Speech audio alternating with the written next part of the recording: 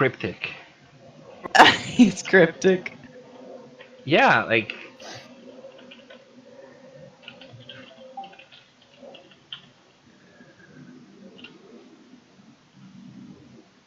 he says he'll be here in 8 hours and a half, which probably is a joke, knowing him.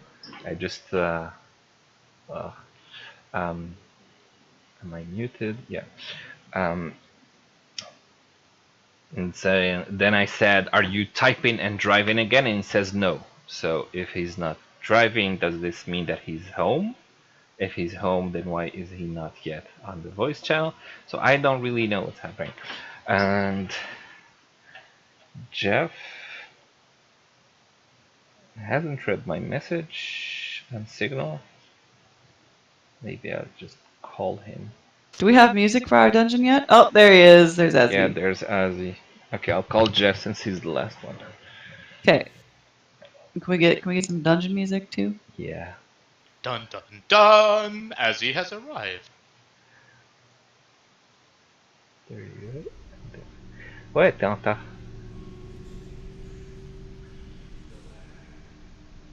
Ah, ok. Ok, à tout. C'est beau job. Okay, so he says he's stepping into his house right now, so he'll be there in like 2 minutes. I'm not the last one on? Oh my god. Yeah, for once. You guys understand that I'm like working with a much worse time zone than you guys are. I know. Which is why I totally want to get rid of you for the next game. Wow. Just kidding. We appreciate you very much and all that bullshit. And wait. Way to sound sincere. Did I say that out loud? Wow. I never want you to go, Azzy. D&D would be nothing without you. I'm hurt, man. I know. But truth hurts. No, just kidding. No, I know that you're in a very different time zone, and I know that you finish work, you rush home just to get to us on time, and I know it can be stressful, especially like you don't have time to eat or whatever before the game. So I appreciate the efforts you're putting into this. So thanks. I'm looking at who I can order food from right now because I'm hungry. Yeah. So while we wait for Jeff to join, you can go to the toilet if you want. We won't hold it against you. Oh, that I took liberties of before we started. I did not want to have to make my D&D decisions before having evacuated my bladder. No, you're right. Never go into battle with a full bladder. It can only distract you from your enemy. Especially not in plate armor. It's just. Yeah. Okay. So let's see. I had some pre-game notes. I don't know if you had time to read them. I read them. Yeah, you and Nara read them. I was asking Ozzy actually, because he was like at work and then driving, so I'm not sure if he had time to. Hey, Dylan. Okay. Yeah. Can you log into your own Twitch account though? Please. Why? Because I don't have a mod on other than you. Oh, I'm not going to be watching your stream. Oh well. I only have one monitor on this computer. If you're watching your stream and doing this either way, so I don't think it matters.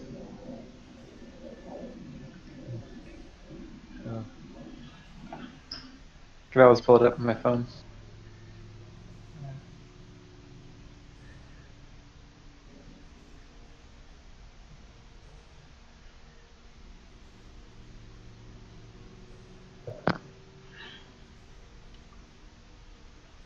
You have a D&D command now. I do have a D&D command. That's cool. Yeah, I thought it would be a nice little thing to have. So people get to Yeah. see what my character is right now. Because I don't always have my my sheet up. So. Yep. Okay, so alright, you guys, I need your opinions. Mm-hmm. This You know what they say about opinions. Yeah. Okay, there's this place called Steak and Shake, like apostrophe N. Steak and Shake? We have that here. Is it good? It's like fast food. It's like McDonald's. Okay, then forget it. If it's like McDonald's, it sounds pretty good. Well, I'm hungry, and like they have this burger. I've never eaten there before, and they have this burger. They're called steak burgers, which is made of ribeye, sirloin, and T-bone. It's not as good as you think it's going to be. Okay, then never mind. They probably took all the meat from those parts and they just put them into a blender and they made, like sausages. They put that as a meat in your burger. That sounds absolutely unappetizing. Sausages in my burger? I mean, I don't know. I never heard of that place actually. I don't think we have that in Canada. All right. Okay. Are we about ready to get going? I think so, unless someone is still looking for food. But let's just get started. Let's just get started. Yeah. So there are two main things from the pregame notes. The first one is please stop running around, because I have enough trouble trying to manage everyone's actions, especially if two people at the same time are triggering events by where they step or they enter different rooms. So if you could just like elect a leader or something like that and just follow that character. So one person would say, okay, let's enter this place or whatever, instead of just moving your avatar everywhere. The second thing is there were some items that you took from chests, either in the basement or the chest in the secret room of the library. Those I don't see in anyone's inventory. The silver sword was added to Ozzy's equipment, but there were like spell scrolls, and there were some gems, I think, in the other coffers. So things like that need to be tracked. So I think I had like an eye patch with a gem or something like that, but I didn't remember what it was. So yeah, that was you. You're the one who took it. I think by default the cat didn't like it, so Okay, so it's a black leather eye patch with a carnelian sewn into it. So you can just add that in the treasure section of your character sheet.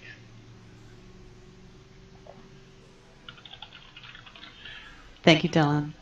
And I think Durek was the one who took the stuff from. Were you trying to use pets? No, I signed it on my phone. Oh, okay. Oh, interesting.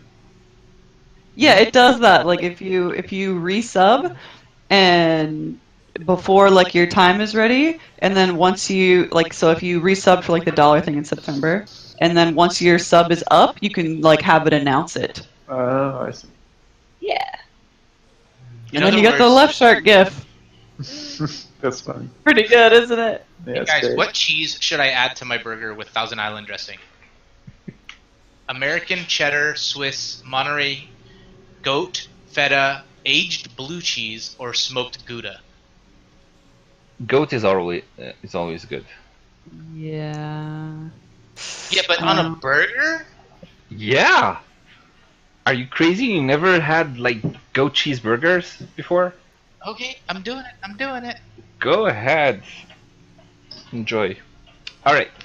So somehow I cannot find the treasure section in my character sheet. I'm not quite sure. Where in the bio, like if you click on bio, at the top, like core, bio, and spells. You see it? Yeah, I'm in the bio. I'm just like, where exactly in there? At the bottom, there's just in treasure. the equipment. At the bottom, there's treasure. You clicked on bio because I didn't see it change here. Technically, I should be able to follow the pages that you switched to. Yeah, I'm in front of bio. I just don't see treasures in there. Are you in bio and info or in character sheet? At the very top. I'm in bio and info. No, go back to the character sheet. Yep. and then the bio button that is in red. I selected it for you. You should see it. It's a little confusing. Oh, you see? Okay. And by the way, Ozzy, in your bio page, the character appearance, I transcribed what I said around the fire when I described your character. Okay. Just so you know. Because I don't think you had time or even. I'm gonna like flesh it. out all that stuff before our next session. Your next session might be the last one, so maybe you can just flesh it out for the future when we reuse these characters. I was just gonna ask you that, and I was gonna be like, wait, I get to reuse this character, right? Yeah, sure. Okay, good. So if we do Curse of Strahd, like the full campaign, you just go ahead from here with these same characters. If you want to reuse it in a different campaign, I would be more hesitant in how the hell are you getting out from this world that you got teleported to, basically, to wherever this new campaign is taking place in. So we'll see. It really depends on what we're going to do next. Okay. Are we ready-ish? Yes, we're ready. So let's recap. Ready. Let's recap. So last time you found a secret room in the library and you found a few interesting things in it, such as a letter from a Strahd von Zarovich, who said some very curious things. You found some spell scrolls and necromantic books and all that. You eventually moved on from there. You went to the 3rd floor, where everything changed. From this beautifully well-maintained house, it became this old house that hasn't seen anyone like maintain it in hundreds of years. And you quickly find a mirror in which you see a ghostly apparition that scares the shit out of Cloud. And Amnon to the rescue, he smashes the mirror and finds a hidden door hidden behind the mirror. You decide to skip this floor entirely and just move up to the attic. As you follow the stairs up to the attic, you find a room that has a padlock on it, and you start hearing some noises and help cries from the inside. You enter the room and find the bones of the Durst children, as well as their ghosts. After discussing with them a little bit and understanding a little bit more about what happened, such as the fact that they died of hunger and thirst a couple of centuries ago,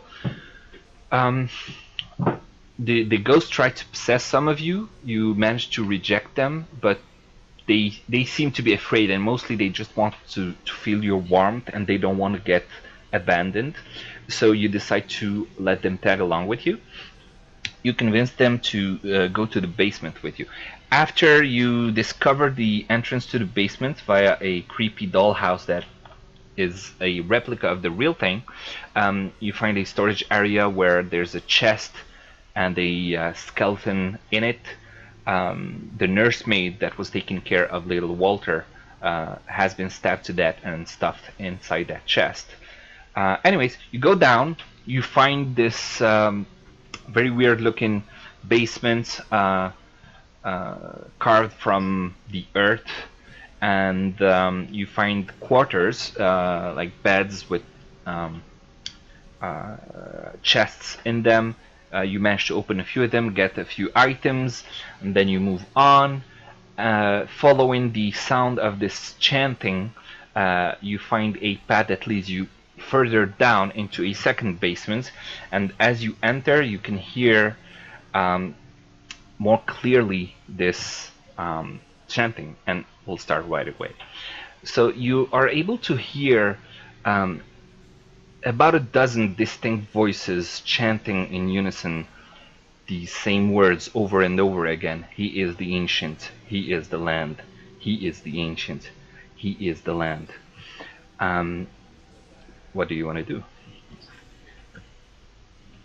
Oh yeah, before we begin, Rose and Thorn go down with you, but Thorn is scared by the voices and he starts crying.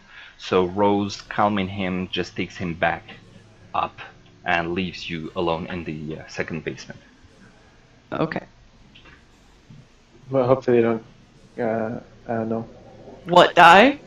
Come back and try. I'm gonna come back and try to possess us. What? Die again? They're already That's dead. what I'm saying. Like, nothing's gonna happen to them. They're already dead. So. I'm mostly concerned about us. Yeah, but they could be like banished to some dimension of suffering or something like that. Like, I don't know, Canada. I'm gonna ignore that comment. I'm kidding. Let's just press on. You know that we you have to designate somebody the leader, though, too. Yep. How about the person who's dressed up in heaviest gear? I'll take the lead. Okay, Who has- as he's the leader. Perfect. Go, Mr. Self-Righteous Paladin. Mm-hmm. Sacrifice yourself. I'm much too valuable. Guys, stay behind me. I'll take the lead on this. You're so brave, Azzy. Well, it's the blood of the dragons that flows in my veins. Right. Am I allowed to move or no? Yeah, sure. Just Yeah, we're not in combat or just anything like yet, so you can keep not move all over the place. Just move to a specific position and then. So Yeah. So the one thing I don't remember, I had a hard time. Is this the right way or is that the wrong way? Going north and then. Yeah. So this is the right way. Yeah. Okay, so I'm gonna enter in here, but I'm gonna kind of cautiously. I'm gonna pull up to like here, and I'm gonna say, "Hey, those of you with dark vision, can you take a look Yep. and see if you can see anything?" I'm right behind you, and I don't really see anything interesting. It's just more columns. There's not really anything around. Yeah, I We mean, hear there these voices. there is little things in these alcoves here. Yeah. But I don't really know what they are. So you find yourself in a room that is quite wide, and it has 13 different alcoves. Okay. Each one holding an item, and you want to go one item at a time? Do you want to touch them to inspect them? Do you want to I don't think only we should look? touch or- anything. Okay. We definitely need to inspect these items, Yeah. but I don't know that we want to touch them per Maybe se. each of us wants to go and look at 2 of them carefully. Do we want to Wait a do second. that? Hold on. Wait. Okay. Wait. Before we continue, hold on. Let me pull up my character sheet because I thought I have.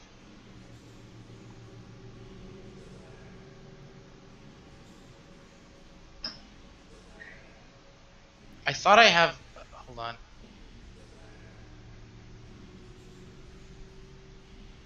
What are you looking for?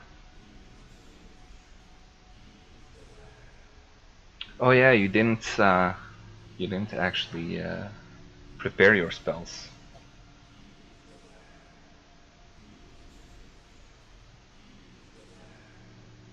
I have 2 spells, right?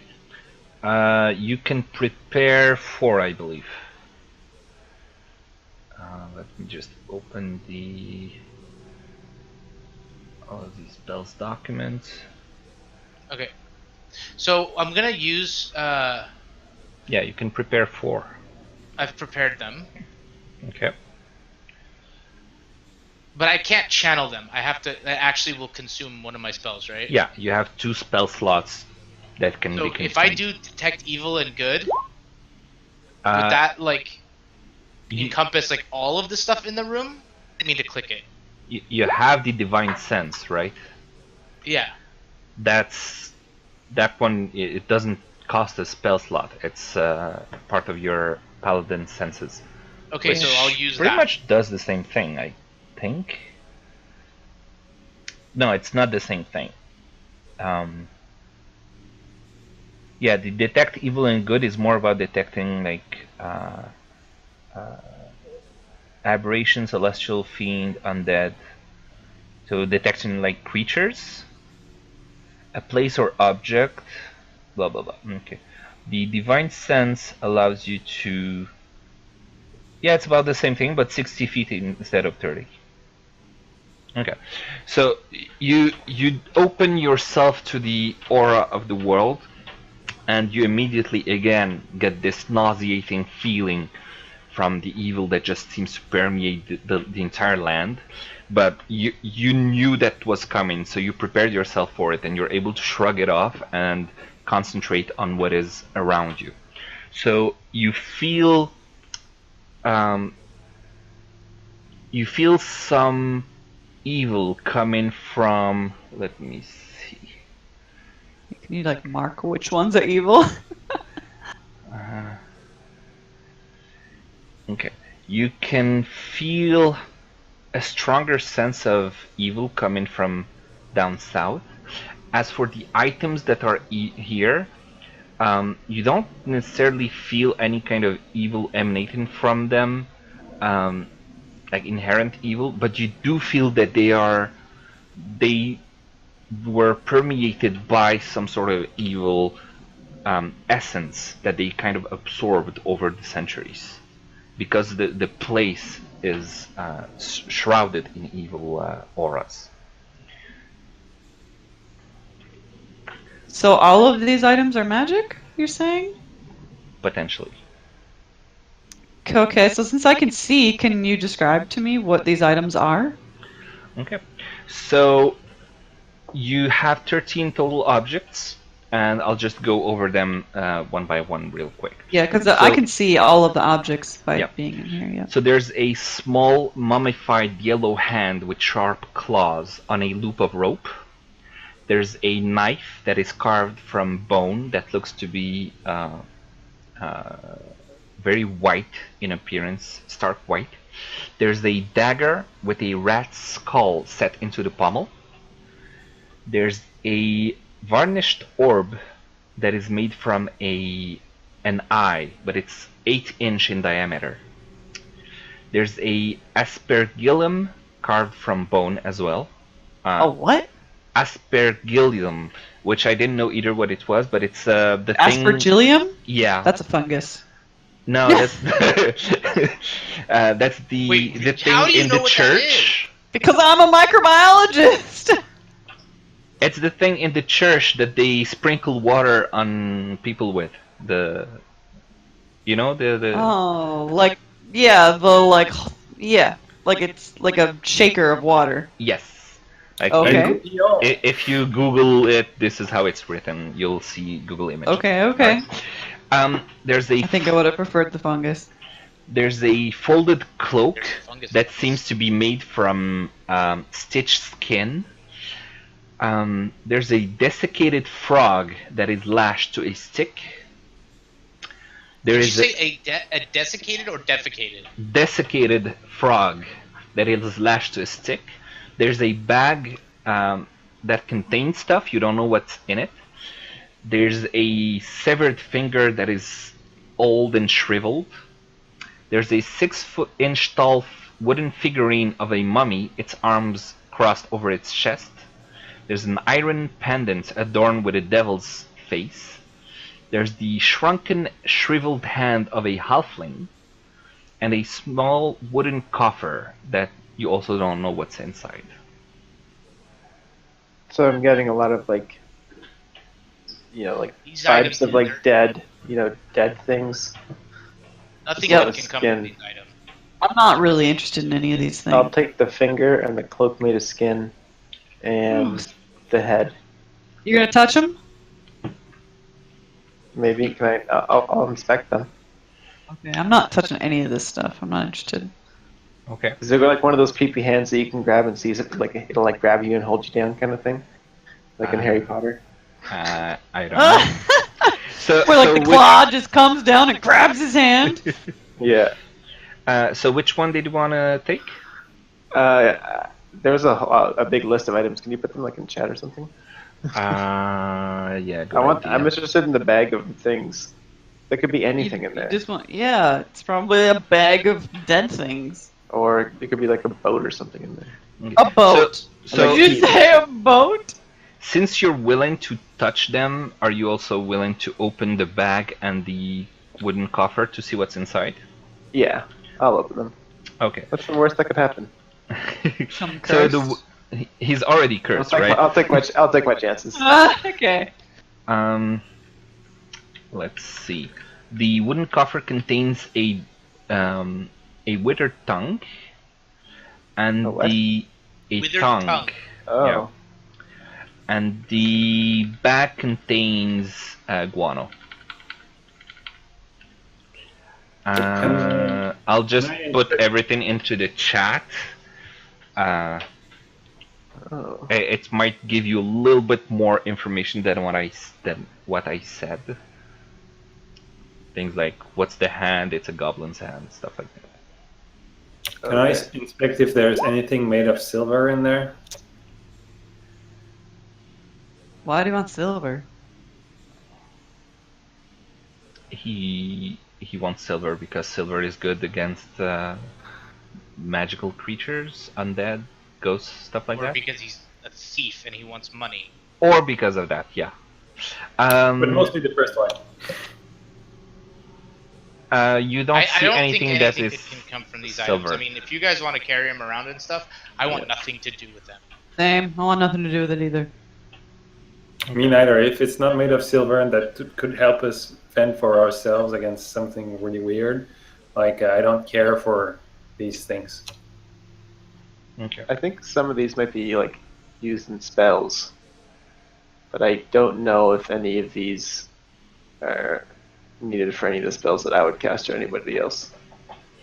Seems like all like magical stuff. They may be magical, but the magic is dark magic. This isn't the kind of magic we want to associate. Maybe that speaks for yourself, bud. I mean, magic is magic. What's wrong? I do speak for myself. I want nothing to do with these dark arts. I'm gonna see if any of my spells need fingers.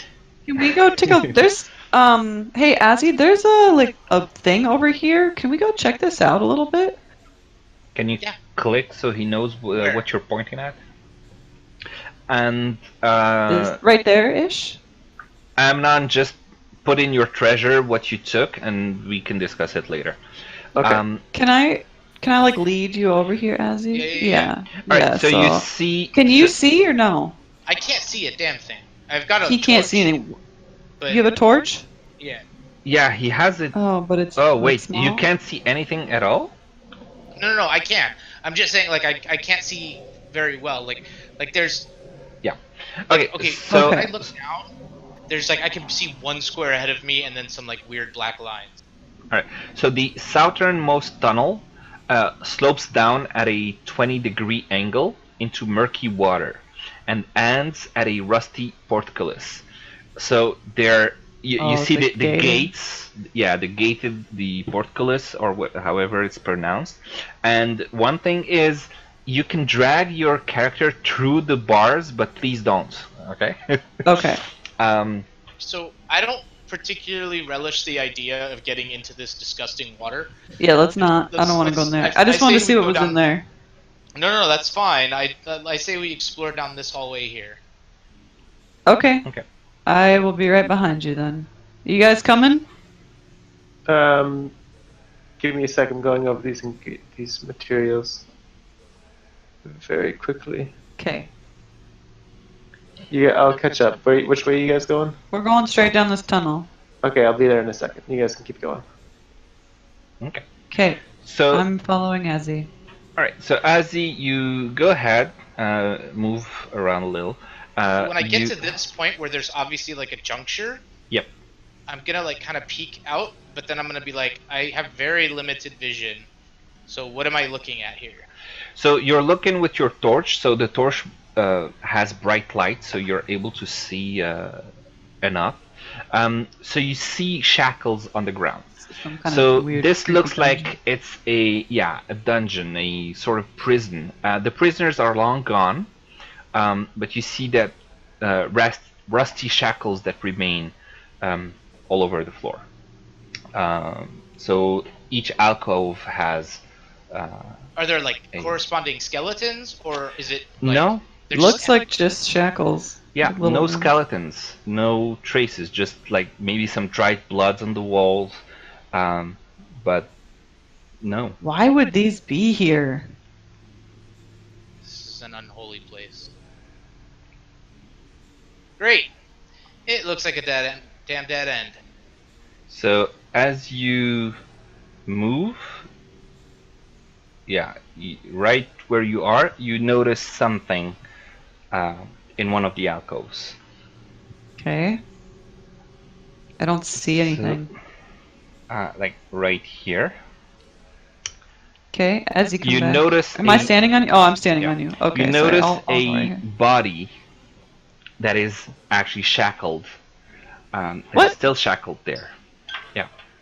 I don't see it. It's not in the Oh, okay. image. It's not in the map. Yeah, it's not in the image. But you see someone that is shackled to the wall, and you immediately recognize the face, as you've seen it in the painting. This is the father of the children. This is Gustav. What? Is he alive? dead? Even yeah, he's definitely dead. But Oh. even though it's been probably centuries, his body has not rotted away. It's pristinely preserved. But you can see that there's centuries of dust that has settled on it. You also It's a trap. you also So it's not immediately- decomposed, but it's definitely Yeah. really old. Yeah, it's not decomposed. It's a little bit dried out, but it's Gross. definitely dead, and there's a lot of dust that has fallen on it. It's shackled to the wall, and one thing that jumps out at you is that he's completely naked. He has been stripped of all his clothes, and he's sitting in a pool of blood, and you can see that his genitals have been torn off. Oh my god. Yeah. Jesus. And he probably died from his sudden. Oh yeah, because he fucking cheated on his wife and she went psycho. He probably died from his sudden and newly found menstrual cycle. Oh. Wait, what? I don't know what. Oh. Boo. Can you repeat that last part? Oh, That was That bad. that was a one-timer. No, I want to know. No, you really don't want to know. I mean, I kind of heard, but I I said feel like he. people maybe missed it. I said he died from his sudden and newly found menstrual cycle. Ah. Okay. Can you touch him? Don't touch it. Why not? What's it gonna do? Attack me? Okay, if you touch it, I'm backing out. Backing out. Okay. So Staying out here in the Cloud hallway. backs If he goes out. and touches that body, I'm done. I want to touch it. I want to see if it does it still feel like pristine, like really new? What is No. wrong with you? It feels like most of the water content of the body has dried out, and it's very leathery and very dry. Gross. Is it like those pigs that you dissect in high school? What high school did you go to? You guys didn't have to dissect animals in your biology class? Pig.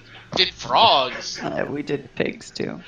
I did Okay. too. So That's basically, cool. this basement has a really good HVAC system because this guy got Yeah. mummified. HVAC system. Either really good or really bad. Oh my god, you guys. Welcome Okay. to. Is there anything Okay, else well- in these other alcoves, like right Unless across it's- here? Let's Do see if I a can perception take check. off the body. Hold on one sec. Perception check? Okay, one sec. Well, you want to look around, or you wanted to like. I just wanted to peek in these other rooms Okay. and see if anything So happened. peeking anything around, there. you don't see Terrible. anything. You don't seem to see Okay. anything special. All the shackles are there, but empty, apart from this. Other than this body. Yeah. So did Dylan investigate this body, or he just poked it a little He bit? just poked it. Okay. Are we moving on? Wait, maybe I will investigate it just to be safe. See Okay. if there's anything that beyond the eyes. You know, Okay. you know what I'm trying to say. Do a investigation check. Okay. So. Sorry, my food arrived. I'm good. No worries. I'm back. Yeah. So from what you can see, he got his genitalia torn off. They weren't cut, but rather like some sort of traumatic force just torn it off from Ugh. its body, and he died from blood loss, basically, in that region. Obviously, you don't see any other marks on him. You don't see anything There's no clothes, there's no items, there's nothing. He was shackled to the wall, but there's not much of a like scuff marks or marks on his wrists, which means that he died rather quickly. Oh, like he wasn't even fighting? Doesn't seem that way. Well, he probably fought, but not like he didn't spend a day or a week shackled there trying to fight his way out of the shackles. So yeah. Okay. I meant to say that as me, not as Cloud. Sorry. Just kidding. So what do you want to do now? Yeah, I mean, there's nothing for him. Let's just go somewhere. I haven't really seen. Is there anything else in here for us to explore? Did you guys clear it all up? I was kind of looking at this stuff. I mean, this little section we did, yep. Okay. And you didn't find anything? Okay. Nope. Okay, Azzy, lead the way. He's eating, I think. No, I'm not. I'm waiting. Okay, so we're gonna go back. Yeah, in this main hallway. We've explored, like... No, this way. This way. Which way? Down here, right? No, there's nothing down here. Oh, we didn't go all the way to the end here? Yeah, we did. Azzy did at first okay. before going back he did, okay. to the middle. Yeah. Alright, now we're going back up. Okay, Yeah. alright. So I'll follow you, just go all the way to wherever you're gonna go. Unfortunately, the only place to go is into this... that nasty water? Yeah, so are the children still with us? No, they're above us. They went back. They went back up. Okay. I mean, so let me get... Alright, fine. I'll go in the stupid water and see what I can see, because I have dark vision. Can I do that? Yeah. You're a cat, you don't like the water, but you're sacrificing yourself for the cause. Yeah, I absolutely hate this so much. Ugh. Okay. Tell me what I can see. I see like an altar and some water. Yeah, do a perception check. Okay. So, by the way, you can move a little bit your character to be able to see more, like in between the bars. So, yeah, you see some water. It doesn't seem to be very deep. There does seem to be an altar, and you don't see anything around you, just the portcullis. But yeah, there seems to be some stairs that are leading down into this water that we must be able to access some other way. Right? How strong are the bars? They seem strong. Yeah, it's pretty sturdy iron portcullis. It is rusted a little, but it seems to be sturdy. Can you tell me what this weird thing was, like, that I can see through the bars, like right here? What is that? I didn't want to tell you what it is because you had very low perception, so your character actually didn't notice it. Ah, fine. Okay. Well, my character is too distracted by getting her feet wet. Exactly. Can we break down the bars? Said they're really strong. How strong? If there are 4 characters all rolling strength together, would that be able to tear down some of, like... Oh man, I don't know. Iron bars? Maybe I have a spell that can do something about this. I think we should try to find a different way. Maybe I could charm the bars. There's stairs, so that we must be able to get in there some other way. I mean, technically, in the previous floor, we didn't explore the entire floor. Yeah, so... let's go back. Yes? Sure. Maybe there's a... Maybe there's a... I don't know. Yeah, alright. Azzy, go back, and we'll follow you. Okay, so what's your decision? We're going back. Up. This way. Okay. The only other way we can go. Okay. So you're going back, and there we go. Let me take care of this is everything we've explored so far? Yep. Alright, now... Let me just... by the so way, we just came from down, right? So now we're going back up this way? Okay. Did we go down this way or no? Where I are think you? we all jumped over the what are you spike track. talking about? We Yeah, didn't is go this that way. I didn't go that way. Yeah, you this didn't thing go in the that middle way. here where the kids are? That's where the spike trap is, right? Yes. Okay.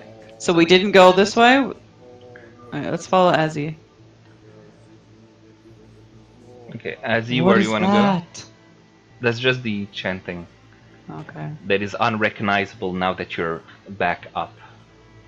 Okay. You want me to take a look up there, Azzy? Looks like Alright, there's a couple so- different corridors here. So, okay, stop. So now Azzy moved here. Now you can't see him because he is out of your sight. But as Okay. he moved there, as Okay, he come up here, stepped, guys. as he stepped on this tile here, a hand just bursts from the ground, and you see a ghoul come out of the ground. So please roll initiative.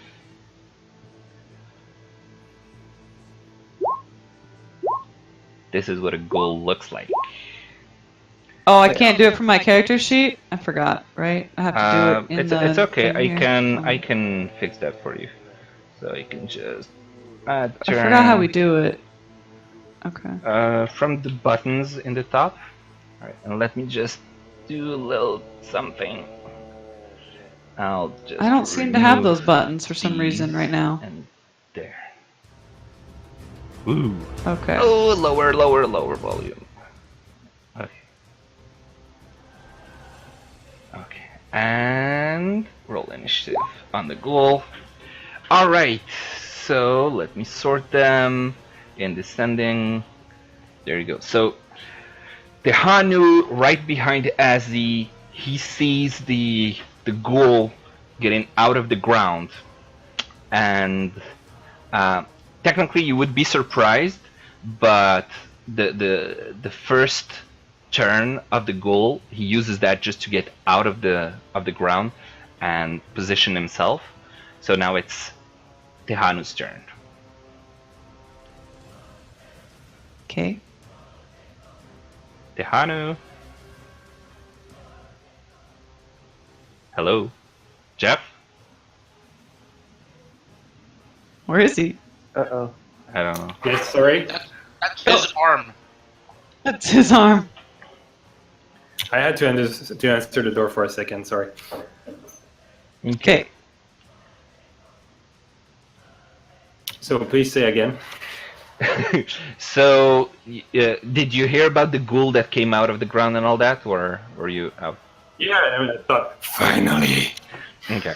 So, yeah, you're all surprised by it coming out of the ground, but on his first turn, he uses that not to attack you, but to to get himself out into a fighting position, and that gives you your turn as you're the first one. Because he was climbing out of the ground, right? Yeah. Okay, just want to make sure that was clear. Yeah.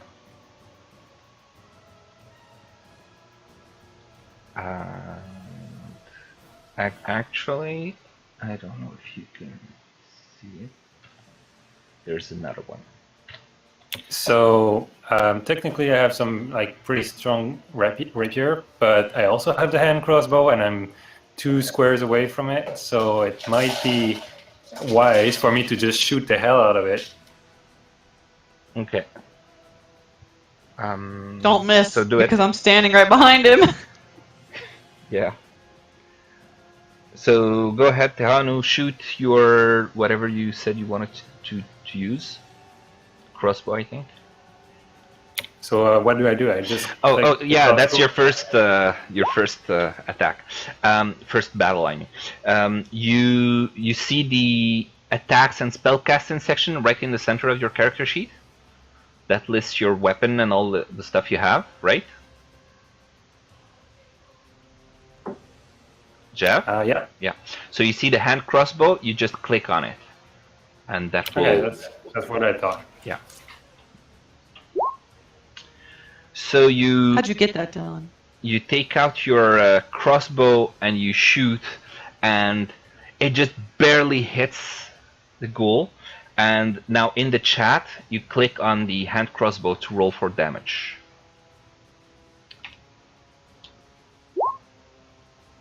Okay. So I do give you sneak attack because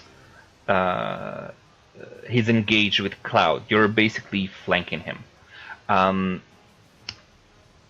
Not flanking, but you get the sneak attack.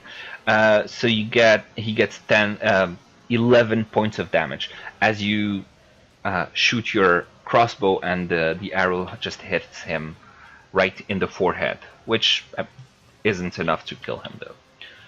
But it's a pretty serious hit. Next, you can move. You can stay where you are. You have bonus actions as a level 2 character. You have some bonus actions you can do. And yeah, what do you want to do?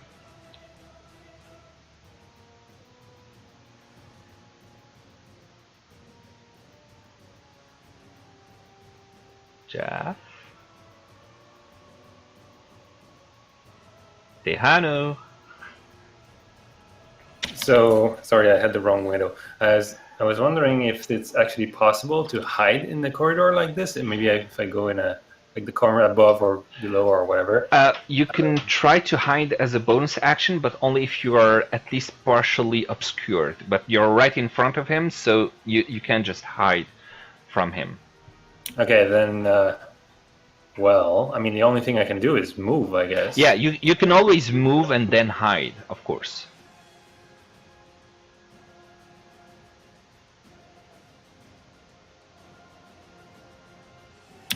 And interestingly enough, I see 2 goals on the map. Yes. And notice that one of them is within reach of you. Wait, what? You didn't hear anything. You don't see anything. Me? Yeah. Oh, okay. Well, I think so. I see some Dragon Balls. I guess I might move like 1 square, well, to the north of the crossroads thing. Hopefully, there's nothing there, but it kind of puts me in maybe an advantageous position compared to the 2 goals. But where do you want to go? Can you click and hold in the map so I can see where? Okay. If you went that way, I would say you would. Both of them would get an opportunity attack on you because you would leave both of their. Wait, both of them? Who? He knows what I'm talking about. Oh my gosh, you guys. I can see. Yeah. So basically, there's no proper second action I could have unless I just walk back so that I can have Do you remember what the disengage action means? Yeah, I guess I could do that. Yeah. Yeah, I might as well disengage and see what happens next. Okay. As long as I can still do maybe a sneak attack, even if I disengaged. Yeah, sneak attack would be on your next turn anyway, so it's irrelevant. Okay, then that's what I'm gonna do. Okay. So you disengage, which means that they can't have an attack opportunity on you. And where do you want to move? Where do you want to go? I think I'm gonna go 1 square or two to the left. Well, I mean where we came from. Okay. And that way I have a straight shooting line for whatever comes up. Okay. Go ahead. All right. Next, Cloud, Amnon, and Ozzy, you all have the same initiative. So you're all basically acting at the same time. I'll let you decide between you who wants to take first turn. I'll go first. Since no one's saying anything, I'm gonna cast my Eldritch Blast at him. Okay. I'm gonna Go ahead. blast him eldritchly. Okay, yeah. I'm kind of like flattened a bit so I don't get hit by stuff. Okay. By the way, what invocations did you choose?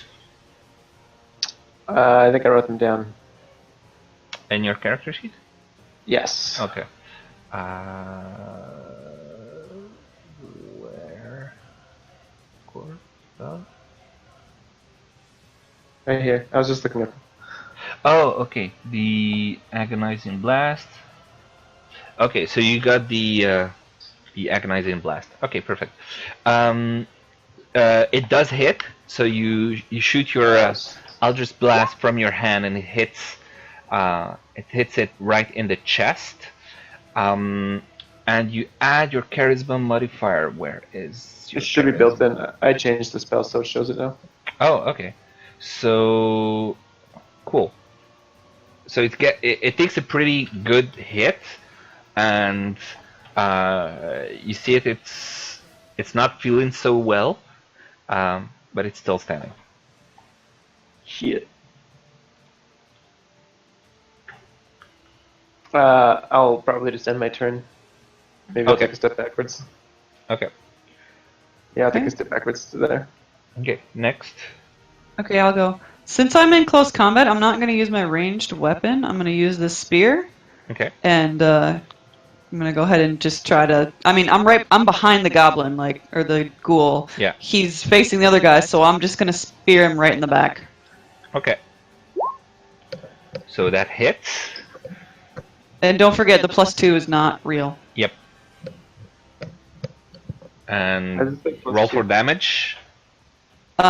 It says +2 because I have a +2 modifier on all range attacks, so we just have it. I have to uncheck it if I want to remember, but it's basically just +2 on all ranged attacks, but not on melee attacks, so it's just kind of fake. I see. So it's not built into the system. So. Yeah. All right. So as as the ghoul was facing Amnon and taking the Eldritch Blast in the chest, at the very same time, you just ran the spear through its torso, and it comes out the other side, and you see it like flailing, and then just falls limp on your spear, and you just push it off. It falls dead to the ground. Nice, you killed it. Woo! Next would be Azzy's turn. It's dead, so shouldn't combat be over? Maybe. What do you want to do? Uh-oh. I have the distinct impression that something else is around here, and I'm looking around very carefully for it. I'm gonna look around and see what else I find. Because I feel like if this thing popped out Come of the back, yeah. So, can we come back here? Oh, Jesus. Where? Come over here. Can we move or no? Well, Cloud, you finish your turn. Okay, yep. So I can't move yet because yeah. we're still technically in combat, right? Yeah, I need to wait your next Okay. turn. Azzy Okay. just moved. I moved to here, and I will swing my warhammer. Oops. At what? Oh, Jesus. Yeah, guys, there's more of them down this hallway. Oh my gosh. I see. At Wait, least two. Tahano, you knew that and didn't tell us? I was busy shooting the other one. Oh my gosh. All right. Just imagine me giving you a super dirty cat look right now. What kind of dirty? That look when you pet the cat and they don't want to be pet. Flat ears, narrow eyes. All right, Warhammer. I have my shield in front. I'm gonna warhammer swing with the one hand.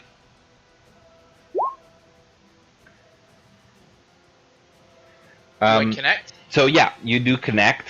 As you come, as the ghoul is coming out of the earth, you just hit it with the warhammer, and go ahead. And you do quite a lot of damage as you see its face is bashed in a little, and the jaw just hangs limply from his cranium. What do you want to do next? Is it dead? It is not dead. You might want to move away from it then. Take a step backwards. Over here. Okay. As you do, it takes a swing at you. it tries to, let's see, it tries to hit you with its claws.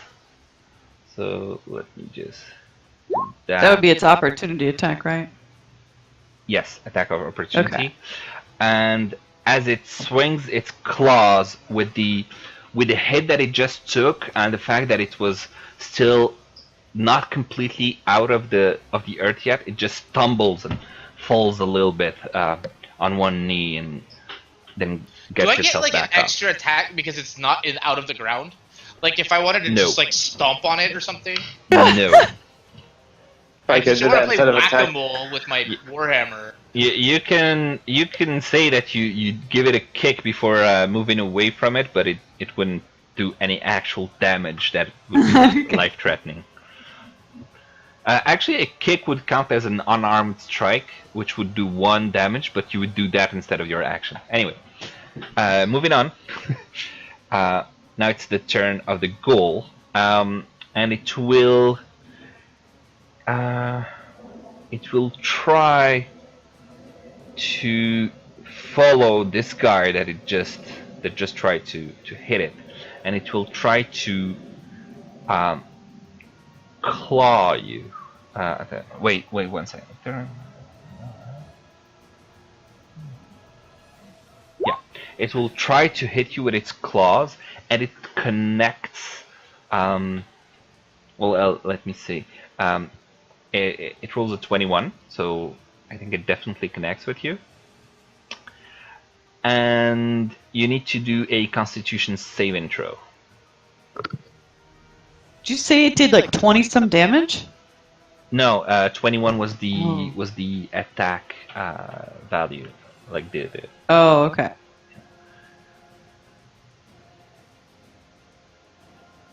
Now, what does the Constitution saving throw do? So it must succeed on a Constitution saving throw or be paralyzed for 1 minute. Oh, okay. So you failed that saving throw. So as it claws at you, you take. Let me first roll for damage. Is it? Yeah. Okay. So you take 9 points of damage. Holy crap!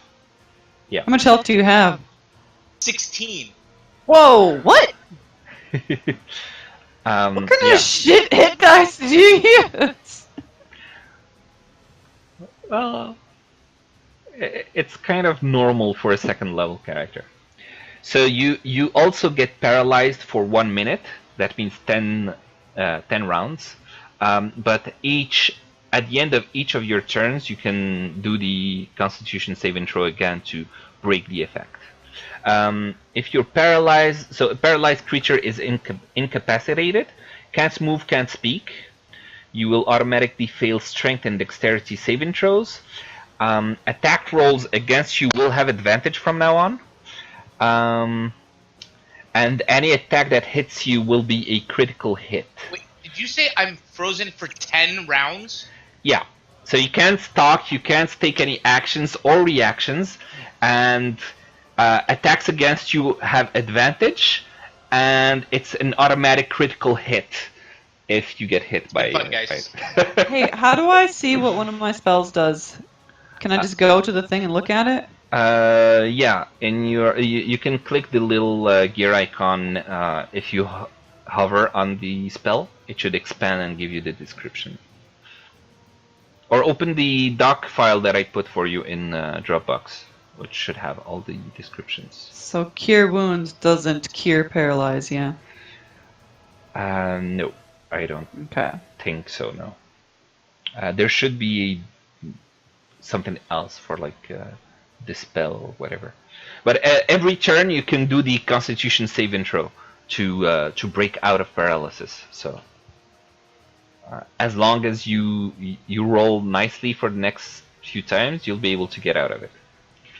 All right, and so as you do that, so he's paralyzed. Can any of the other twos break him out? No. Darn it. So there's 1, 10, 15. So don't let him touch you, by the way. 15, Yeah, I'm essentially nearly dead. 20. So this, let me just do to the back.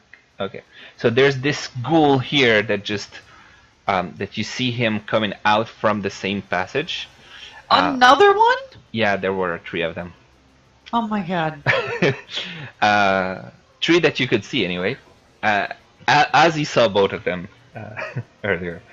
So we killed one, but these 2 are still alive. Yeah. So it comes out at you and it targets Cloud because it sees its the dead ghoul in front of you, and it's going to try and hit you with its claws as well. God dang it. What's your armor class?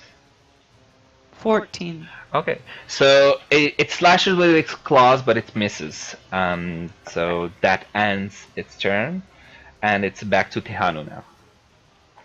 I have a quick question. Yeah. So, since I have like really high dexterity and acrobatics and stuff like that, does that ever help me dodge attacks or no? Yes and no. Your armor class is since you have leather armor, I think it's 11 plus dexterity, or probably something else. But my armor class is only 14, but I have 5 dexterity, so. Yeah, so it's probably 10 plus dexterity. Something like that. Where were you? Or 9 plus dexterity? Let me see. Armor. Leather, it's 11 plus dex modifier. Oh, so mine's not. Your dexterity is 3, so. My dexterity says it's 5 on my character sheet. Where do you see 5? It's 3. It says 3. I'm looking at saving throws. Is that not right? No. Oh, I see. That's because of the proficiency sorry, I was looking bonus. at the wrong spot. Yep. Okay. Yeah, that's the proficiency bonus. That's the in the case of you have to jump out of a trap that you see falling on you, or like a spike. Right. Okay. Yeah, that's your reflex in this case. But anyway. Okay. Yeah. So Tehanu, back to you. So now I see 2 goals lined up in front of me. 2 questions. One is how fast do these things move? What is their like range of movement in a normal turn? And B, what is the normal range of close quarters shooting of my hand crossbow, in which I have like a almost perfect accuracy? They don't seem to be like slow zombies. They seem to be going at regular speed, from what you could see in their movement so far. As for your long range shooting, if you're within reach, that means 5 foot from another creature, which means 1 grid away. That's considered close range, and you get disadvantage if you try to shoot your crossbow at that distance. Yeah. So I'm actually advantaged to shoot from a long distance. Like it doesn't really impair my accuracy. No, it doesn't. Like basically, your let's see, where was it? Tehanu, you have the hand crossbow has a range of 30 feet, and you only get disadvantage if you're between 30 feet and 120. Okay? Okay. So, as I understand it, there's one near Cloud that missed, so Cloud is okay, but there's one on top of Azi who nearly killed him. Yeah. So what I will do is that one on top of Azi damaged already?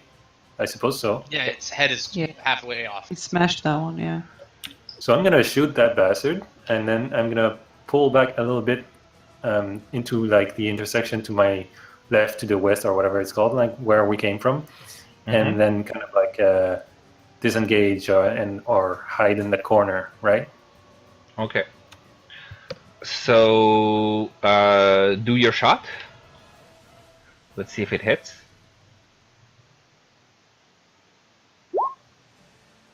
Ooh, it's so you shoot your hand crossbow and you completely miss your your target, and it just almost hits Cloud all the way back in the background.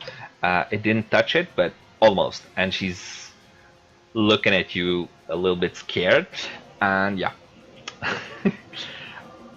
And then move your character, and you said you want to do the hide bonus action? Yeah, I mean, I might as well hide in the corner now that Cloud is pissed. Okay, so move your token and then do a stealth check.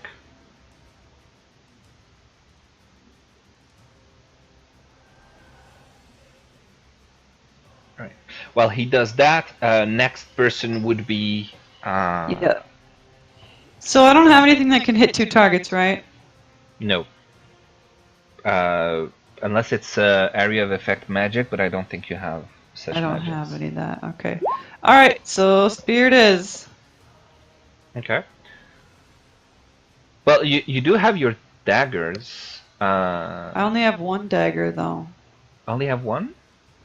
I think so. Didn't we say that I could only have 1?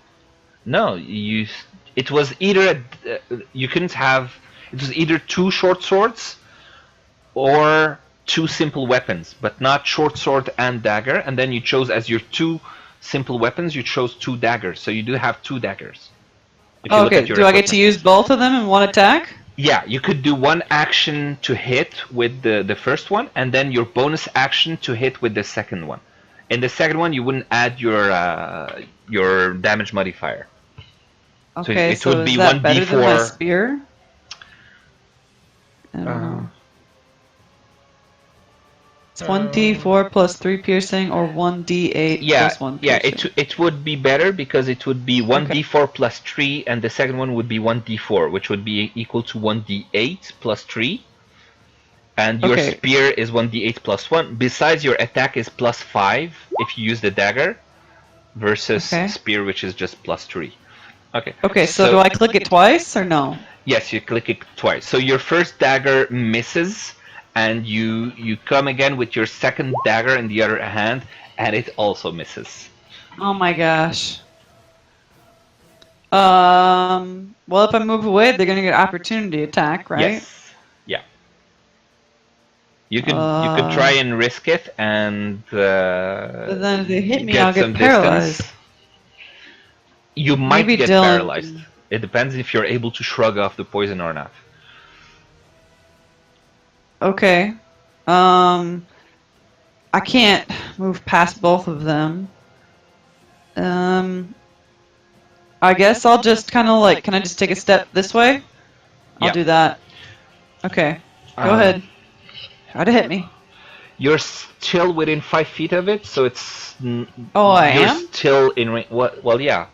I mean, if I thought if I like went around the corner, he wouldn't be able to hit me. It would still hit you because you're still within 5 feet. Oh, okay. Right? Okay, well, I guess... Man, there's a lot of bodies in here. Alright, I'll move into this room. Okay. So as you do that, it will take a opportunity attack with its claws, which fails to hit you. Ha! As you jump out of the way with your cat-like reflexes. Is it my turn? Yep. No. Actually, I don't know why it's right in the description when I click. Because you're not supposed to know all that stuff. Oh.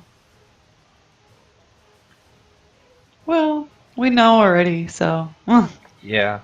Well, not really. You don't know all the details of what the claws do. Okay. Wait, maybe I shouldn't go into range. 1 sec. Okay. Yeah, just blast him. The one that's closest to you has taken damage. The one closest to where I was has not.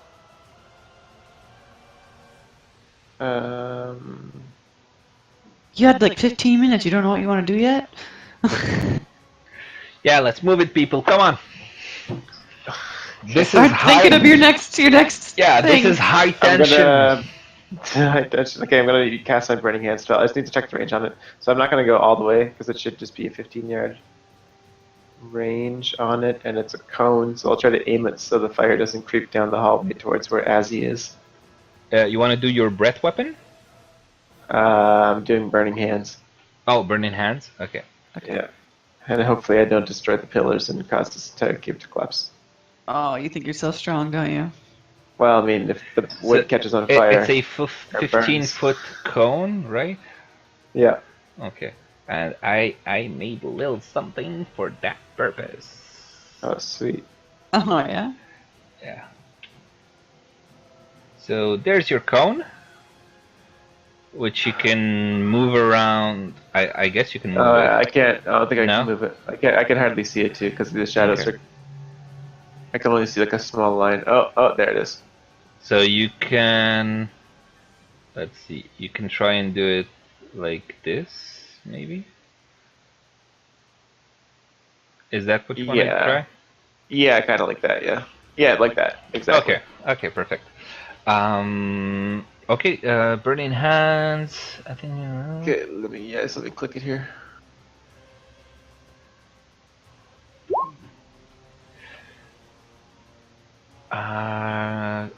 So let's see. So you hold your hands in front of you and you touch your thumbs together, fingers spread, and a thin sheet of flames shoots forth from your outstretched fingertips. And I need to do a dexterity saving throw for both of them. Oh, because it's a splash? Because they need to like get away from it. He doesn't. He doesn't do. Yeah, he doesn't do an attack roll. He just does a. The enemies instead they do a. They try to dodge. Dexterity. Yeah. So, what's your save DC? It's 13. So they both fail, and they both take the 16 damage. Oh, that's sweet. Yeah. That one guy should fall over soon. So this guy just is burned to a crisp and falls dead. This one, he took a pretty good hit, but he's still standing with some wisps of flame still burning some of its rotted flesh. Shit. I'm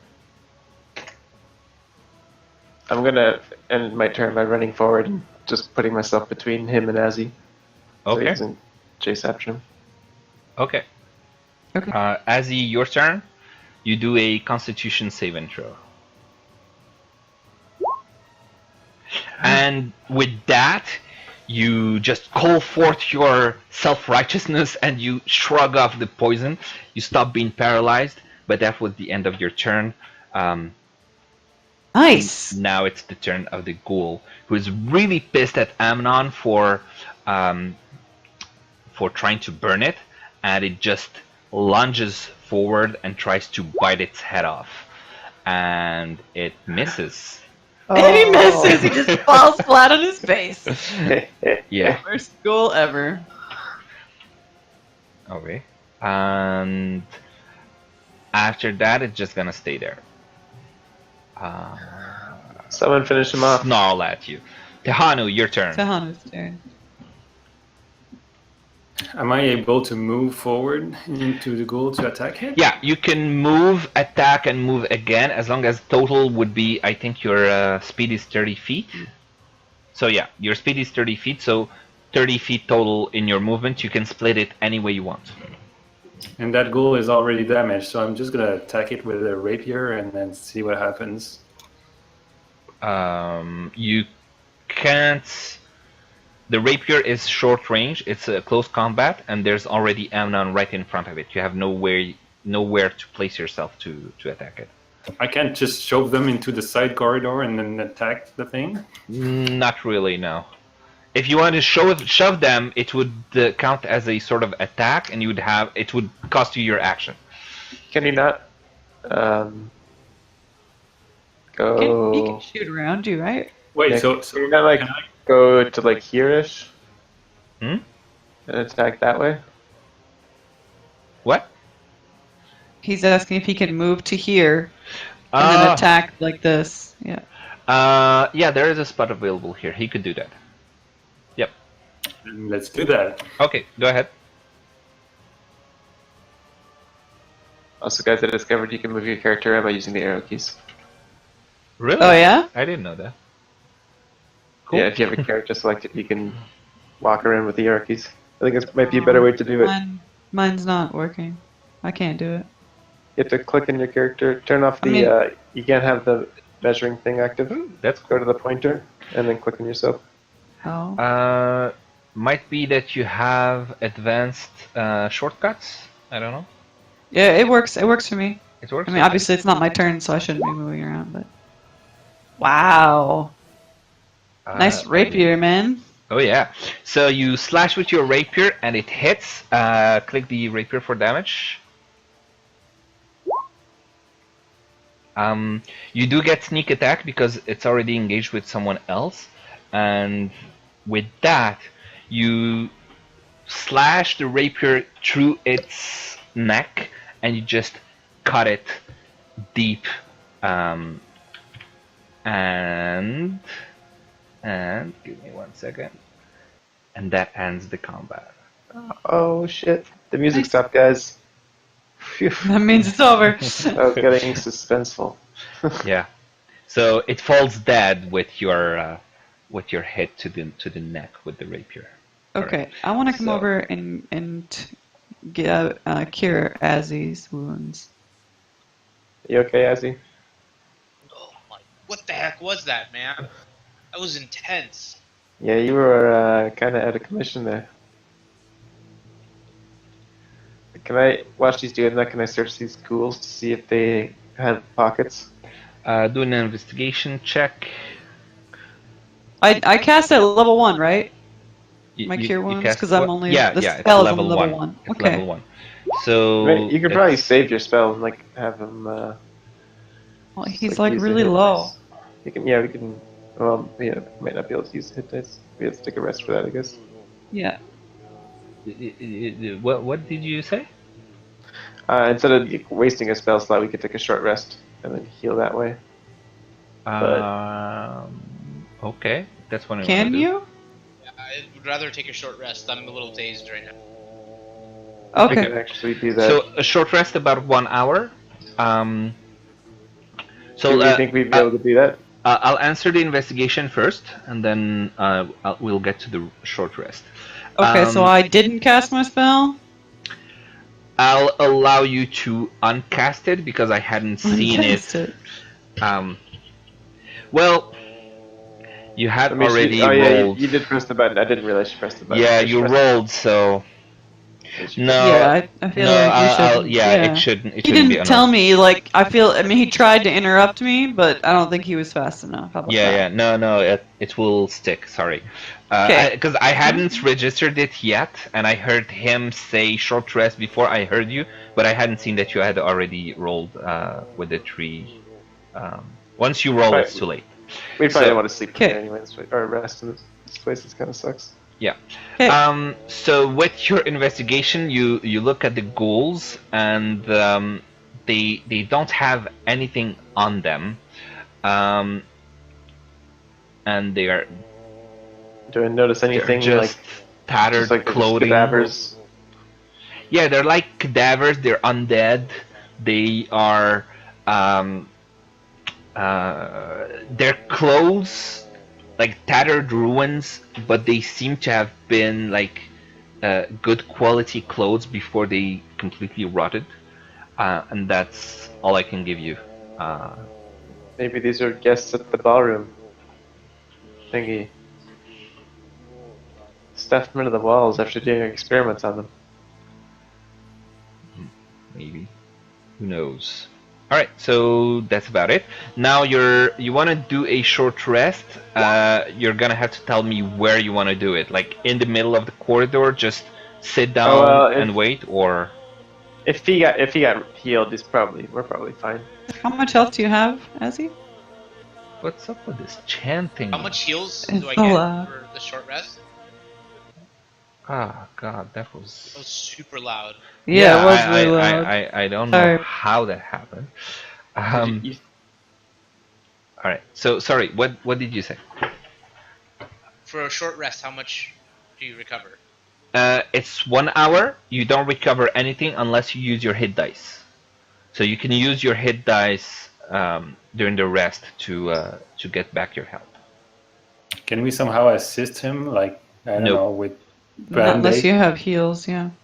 I mean, Well, I used my heal, but that was Yeah, it. he already got three HP back from the cure wounds. Why don't we just keep going, and then as we can kind of protect him in the middle of the group. How much health do you guys have? I have 22. I have 10 now. Did we? I don't know that I increased my HP after we leveled up. Yeah, you did. You have 16. You started with much less than that. Yeah, I rolled in like a natural 20 on mine, I think. So So that's why I have so much health. You had a Or not a 20, but whatever the highest I rolled. At 11. I rolled the best I could, basically. He started with 11 and he rolled a 4 plus 1 constitution, so plus 5 total. That gave him 16. Okay, so can we keep going then, or what's going on? Going. Okay. All right, where do you want to go? I guess I'll take the lead now. We'll go this way, because I kind of looked in here already, and there's a lot of bodies in here, and then there's some cool Dragon Ball looking stuff. So I went into this spot already, but where the bodies are, so I'm going to take one more step into the room so we can get a good look. All right. So this Wait, room... so there are Dragon Balls? We can bring Ozzy back from the dead? Yeah, there are Dragon Balls in here, you guys. Yeah. So this room is festooned with moldy skeletons that hang from rusty shackles against the walls.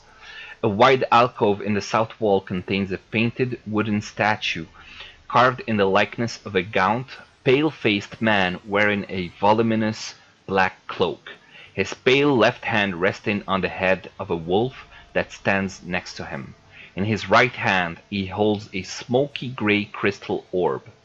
The room has exits in the south. Well, you have the compass. So in the west and north walls. Chanting can be heard coming from the west. So these Dragon Balls are actually a statue. Two statues, one of a man and the other of a wolf. And yeah. Where are the exits? You said the north and west? Yeah. Okay, like so the north, you here came through the and- north, and here's the west. Okay, I see. You came from the north end. Yep, that's. Okay. So do we need to do an investigation in this room then? Yeah, I want to investigate these skeletons here. Okay. Yep, Well, I go ahead. will assist you. So roll investigation with advantage. You get 11. So you search the room. You with that actually you find right here a concealed room. It's not really secret, a concealed door. I mean, it's not really a secret door hidden or anything, but it just wasn't easily visible Obvious. because it has. It's an ordinary wooden door, but it's hidden under a layer of clay, basically from the time, from the centuries. And hey guys, I found the door. Someone want to open it? yeah, let me We can just try. open that. I mean, the ghouls for came you. to the wall, so I'm not sure what's going to be in here. Oh shit! All right. Is that Okay. that's just going up? Looks like it. Yeah, it seems to just be going up. Oh guys, I think I know where And- that goes. Where? I think it goes to the entrance. Remember we saw that secret that was in the first floor Yeah. in the west Okay. corner, like the Yeah. southwest corner of the building. Okay, so we don't really need to go Might up just there. be a then. yeah, it might just be like a a way to get in here. Okay, Yep. so then can I invest? Do I have to investigate separately or no? Or is that all we've seen? No. Okay. There's nothing weird about the Okay. skeletons. They're They just seem skeletons. like they just Okay. skeletons with tattered clothing that has rotted away most of it. That's basically What about this? it. What about the statue? Anything? The exciting? statue seems to have been The way that it's been carved, the way that it's displayed, it seems like it's some item of worship.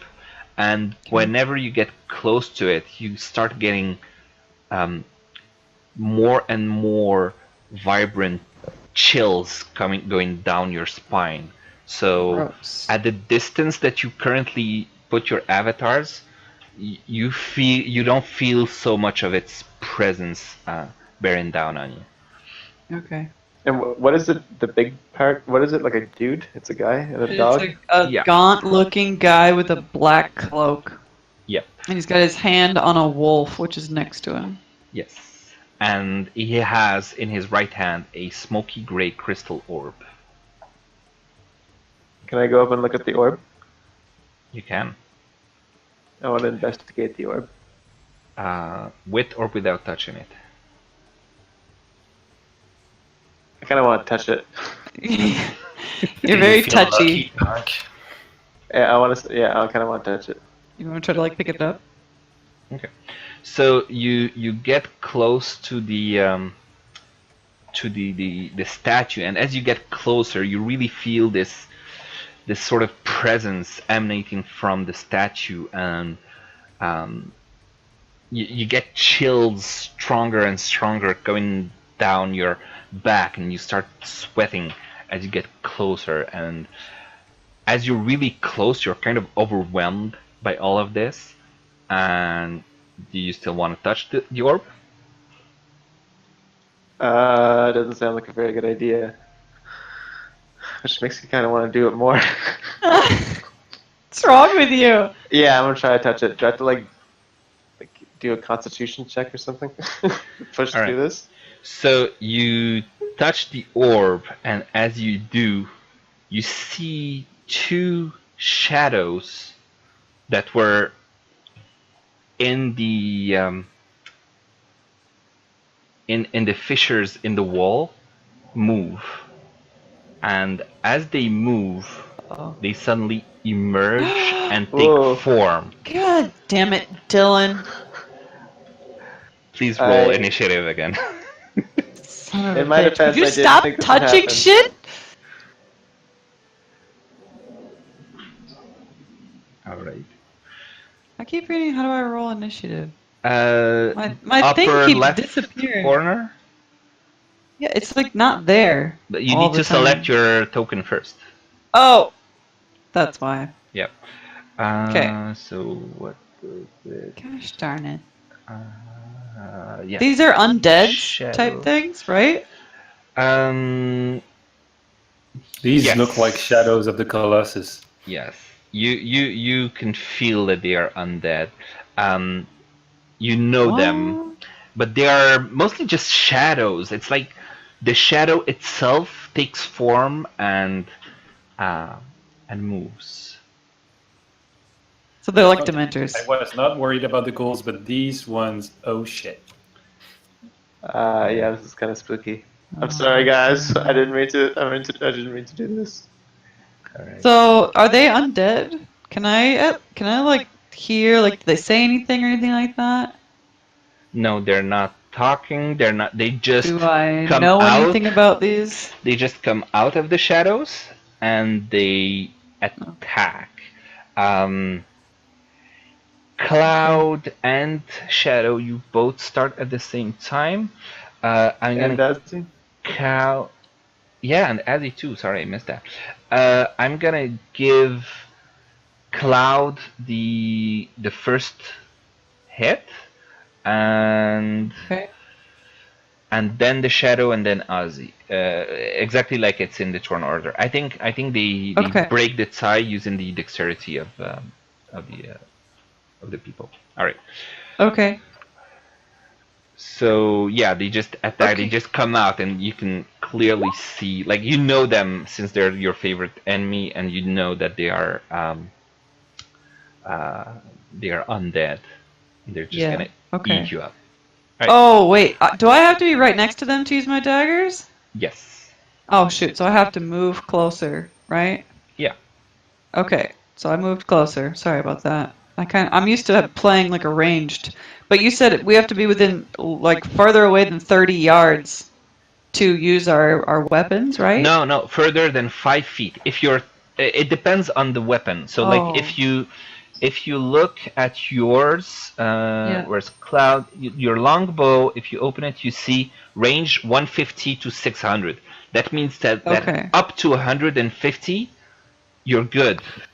Okay. Above 150 feet, up to 600 feet, you have disadvantage. Okay? Okay, but if I'm like 5 feet away, I can still use my longbow? If you are 5 feet away, you can still use it, but disadvantage because you're too close. But as soon as you get to like more than 5 feet, it's normal. It's fine. Oh, well, I already rolled my daggers, so we're just gonna go with that. But it's good to know. Yep. So your dagger just seems to go through emptiness, and it doesn't seem to connect with anything. Okay, there's my other one. And your other one, same thing. Okay, I'm going to then try to disengage. Okay. You can't. Can you do that? You can't do that, right? I just mean I want to try to move away from. Okay, if you want to move away, you can, and then it will take a opportunity attack. Well, you know, I don't really know. Is it better to try to move away, or is it better to just not move away? I mean, if you if you move away and then it just walks up to you and attacks you, it's just gonna get 2 attacks in. Okay, so then I'll just stand my ground then. Okay, I'm sorry. Okay.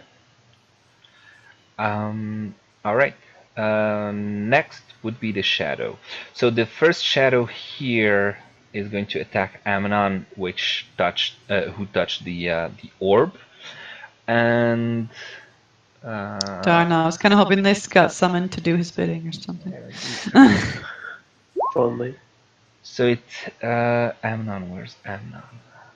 Oh yeah, it hits you. Like it grabs you. It encircles you with its shadowy structure, or whatever you want to call it, and it does 14 points of damage. What? What? Yep. Dylan, I think you just killed us. Wait. So when you said you want us to use these characters for the next adventure, in the next adventure, are we all zombies? Yep. Maybe. The next adventure, we don't get to have a next adventure. Okay. Give me a second. Wait, what? Why does it say? I wanted to ask as a general question, how do monsters follow players? Can you kind of like run into another room and they stop pursuit, or like change the map, go to the upper floor and you're good, or do they chase you until death? It depends on the creature. It depends on the character. It's up to, I don't know. It's yeah. So let me just see. Wait, it's. So why is this? Why? Because I don't see the point in fighting these guys. Oh, okay. No, sorry, my mistake here. It's actually 10 points of damage. That's better, I didn't realize that. That's still a lot. That's still a lot. Yeah, I didn't realize why it was saying 10 plus 4 damage, and it's actually because if he had advantage, he would have had the critical hit, and that would have made the difference. So the second number I should just ignore. So it's only 10 points of damage. Okay. Also, I need to do this manually. Your strength modifier is reduced by 3 points. Because it's as it latches into you, it just drains your strength, and you lose 3. Probably hardly stand. Yeah. All right. Next one here is going to attack Cloud. And let's see. It's going to do the same thing. It will connect, and it will do 5 points of damage. Shit, jeez. You got off easy. And also 3 points of strength that gets drained as it latches onto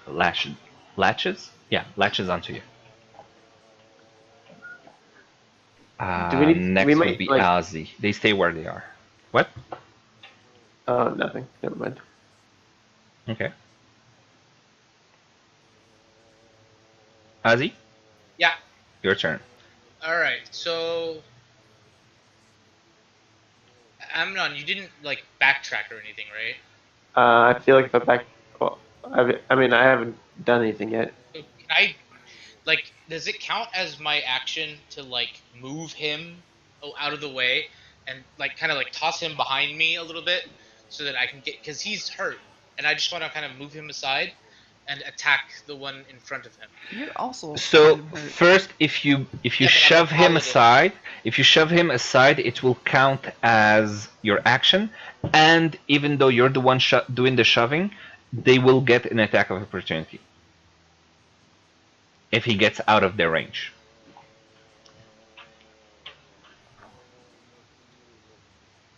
And wait. Okay.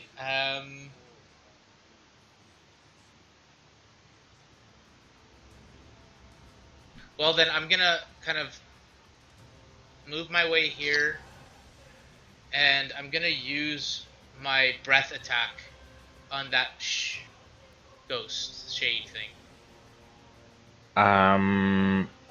Okay, the breath weapon or whatever, the breath attack, which is also I think 15-foot cone.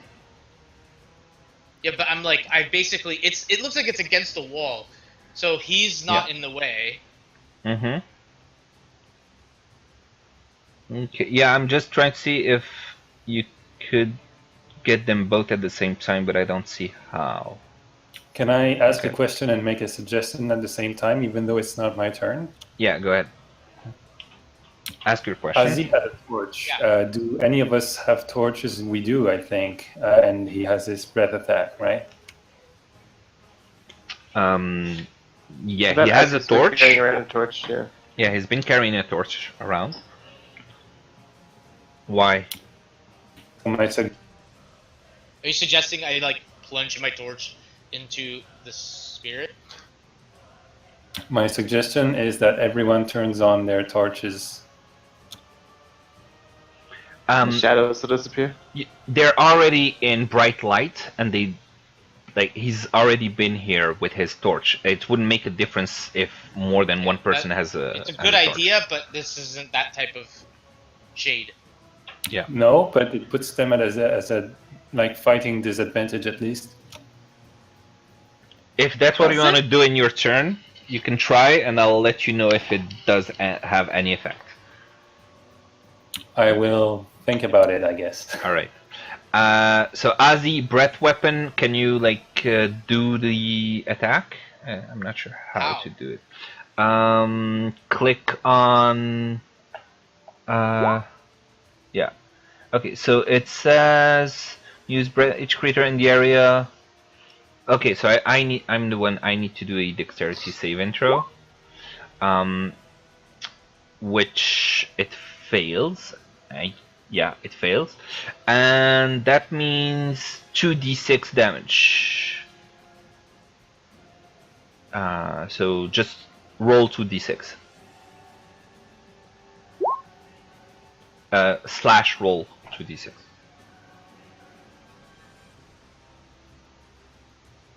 Ozzy? Yep.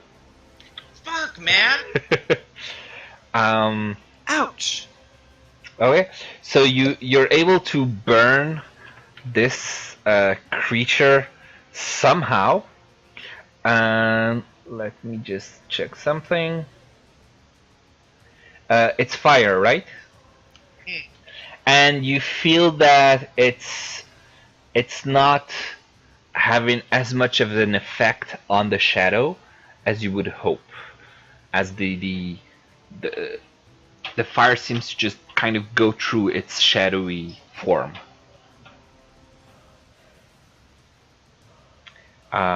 Next, you want to move? You want to do something else? No, I mean that's my action. I want to kind of get in as much. Well, actually, Can I use my hit dice? No. Your hit dice, you can only use it during a short rest. Can I lay on hands myself? You Or is can. that my action? Yes, you can do that. It would be an action, though. Yes. I think Okay, it so- says as an action you can touch a creature. Yourself being touchable Alright, by so yourself. Then I'm Yeah. just gonna just stay here and try to be a bigger target than my friend here. Okay. All right. So Tehanu, your turn.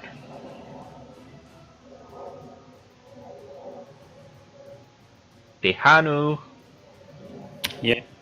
your turn.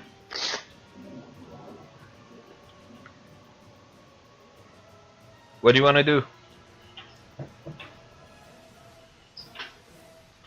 Jeff? You cannot hear me? Okay. No. So I don't really have an idea of what to do other than turn the torch on, shoot the thing, turn the torch back off, and try to hide. Turn the torch on is an action, shoot is another action, turn it off is another action. So you only get to do damn one. Just shoot the thing. So, like, I'm not quite clear on whether crossbows work on shadows. Do we more need than- like magic or silver weapons or something? We do? We might. I'm not sure. That's why my fire didn't really work. Well, I don't think we have any of that stuff. Nope, sorry, I didn't mean to do that. Okay. So, I mean, all weapons are kind of the same against them, as in they're mostly useless, aren't they? Maybe, I don't know. You can try. You can try, and then you'll see if it has much of an effect or not. But you can't ask me, and I can't just give you the answer because you wouldn't know. Your character wouldn't know. Wouldn't I? Maybe I read something in a book somewhere. So one of the two is slightly damaged, isn't it? Yes. This one is slightly damaged. Can I kind of like sneak between Ozzy and Amnon and pierce it with the rapier and then disengage? You could do that by going here, actually. This is your only spot to hit it. You can't sneak between them, but you can go above Amnon. Okay, I'm gonna try that. Okay. So go ahead.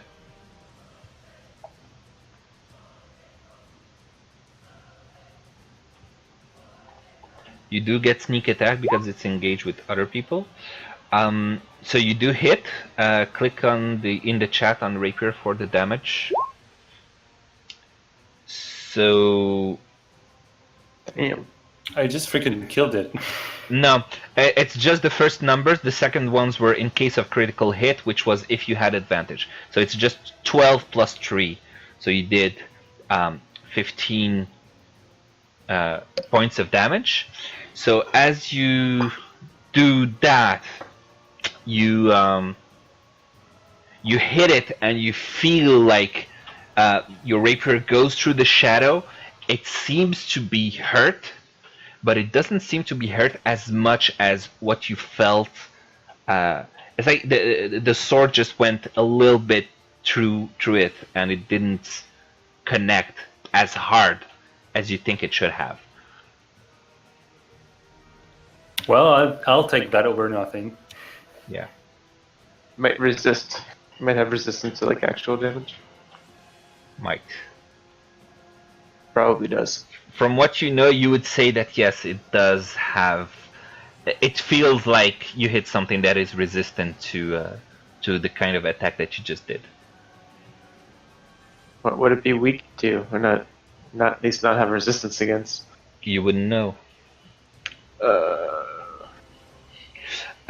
So Tehanu, you said you disengage as a bonus, Yeah. and then when do you go?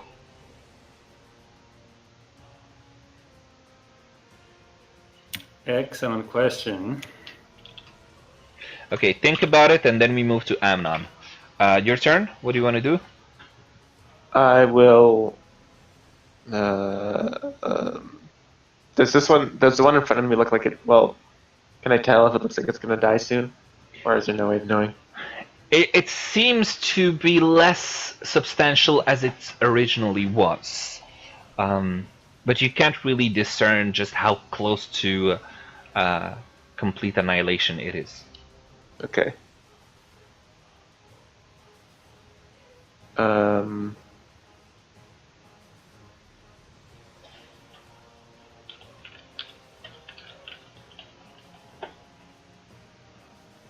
Okay, I'm just gonna that's quarter.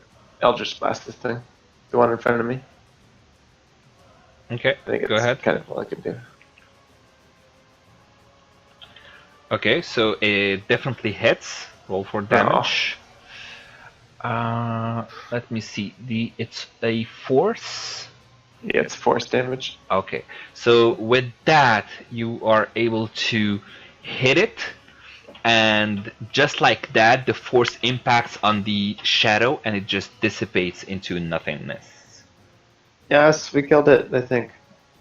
Yeah, it looks like you did. Yes. Well done, Mr. Copperfield. One's dead. Next would be well. What do you want to move or whatever before we move to the next person? Yeah, we gotta save Cloud somehow. But I guess I don't have any. I mean, I'm fine. I haven't taken any damage yet. You took 5, didn't you? I don't think so. Pretty sure you took 5 last turn when that one attacked you. Did he? Yeah. Are you sure? Yeah. Oh well, I didn't change my hit dice. Okay, I need to fix that real quick. Yeah, it was 10 damage, right? It's 10 to me, 5 to her. Oh yeah, 10 to you, 5 to her. Sure.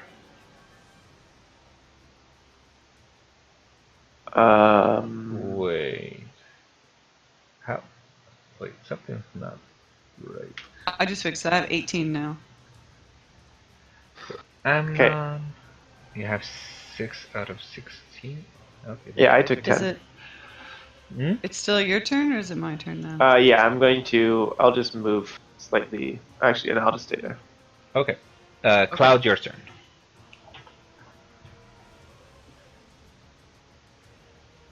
Cloud? So I was fixing. I was giving myself an extra 1 on my hit dice. Okay, so I'm gonna go ahead and use my daggers again because I have to. So here we go. Okay, there's the first one. Do you want me to do the second one or no? Yep. Do the second one. Okay. So the first one connects, and as you come up with the second one, it does not connect. The shadow just gets away from the second dagger. Roll damage for the first one. So as your dagger slashes through it, it's not substantial, and it doesn't seem to be doing as much damage as it should. It takes some damage from the hit, but yeah, that's it. What do you want to do next? I mean, I guess I'm just gonna stay because I don't want him to get the opportunity to attack on me. Okay. But he's gonna hit me anyways, so here it comes. All right, and so yes, now it's its turn, and it will try and hit you. And what's your AC? It rolled an 11. 14. Okay, so it just lunges towards you, but you're able to avoid it, and the shadow just flashes onto the ground and then reforms again into its humanoid shape. Oh. All right, it's gonna stay there. Ozzy, your turn. All right, I'm gonna attack this. It resists piercing so far that we know of, but force seems to do well. So maybe your hammer. Yeah, that's what I was gonna say. I'm gonna swing at this one. Yeah. Can I remind you, Ozzy, of what you have in your equipment? Like, I have a silver short sword. Yeah. But isn't that piercing? Slashing? Yeah. But it's silver. Yeah, it's piercing. But maybe silver is different, yeah. Alright, so then that's what I was wondering. So I'll attack with the silver instead. Yeah. So you... Oh, I hadn't seen you at roll for the Warhammer. Maybe for next time. Sorry. I'll take the first roll with the Warhammer. The Warhammer does connect with the shadow. So roll for damage. And so you get bludgeoning. The Warhammer it doesn't seem to be, it looks like it's just a shadow. It's not solid enough to take the full force of your attack, but it still does take some damage from the attack. And yeah, it goes right through the shadow. It dissipates a little bit, but that's it. Next, what do you want to do? I'm not going to retreat. I'm going to stay here. Okay. Tehanu, your turn. The problem is that if the shadow still hasn't moved, then it's stuck between Cloudy, Ozzy, and the statue. Unless I can shoot through the statue or something to hit the shadow. Long distance, I think yeah, you can shoot in between them. It's not really a problem. As he's not that fat. I'm not gonna hit Dragon We don't Ball. actually I mean, if you have line of sight, yeah. I'm looking at your line of sight, and you can see the shadow, so you should be fine to shoot it. Might as well do that. Yeah. Because I don't have any silver equipment or magic, so well. Mm-hmm. You do get sneak attack. I will. No, that's fine. Go ahead.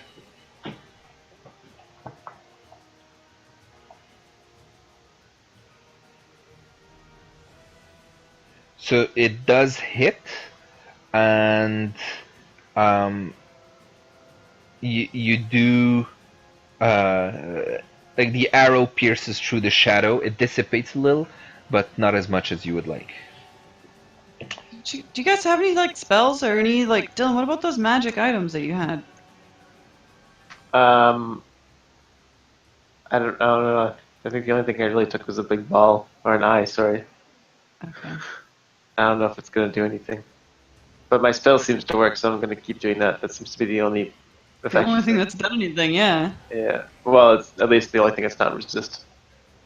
But you're the only person that has spells, I think, right? I have Damage? I have the spell that I'll be using next round. Okay. If it's my turn, I'm gonna Eldritch Blast. It is your Okay, turn. go ahead. It connects. It definitely connects with the shadow, and as it blasts into it, the shadow just dissipates and disappears. Yes, we did it. Nice. So, lesson learned: you must Don't use touch spells the on orbs. shadows.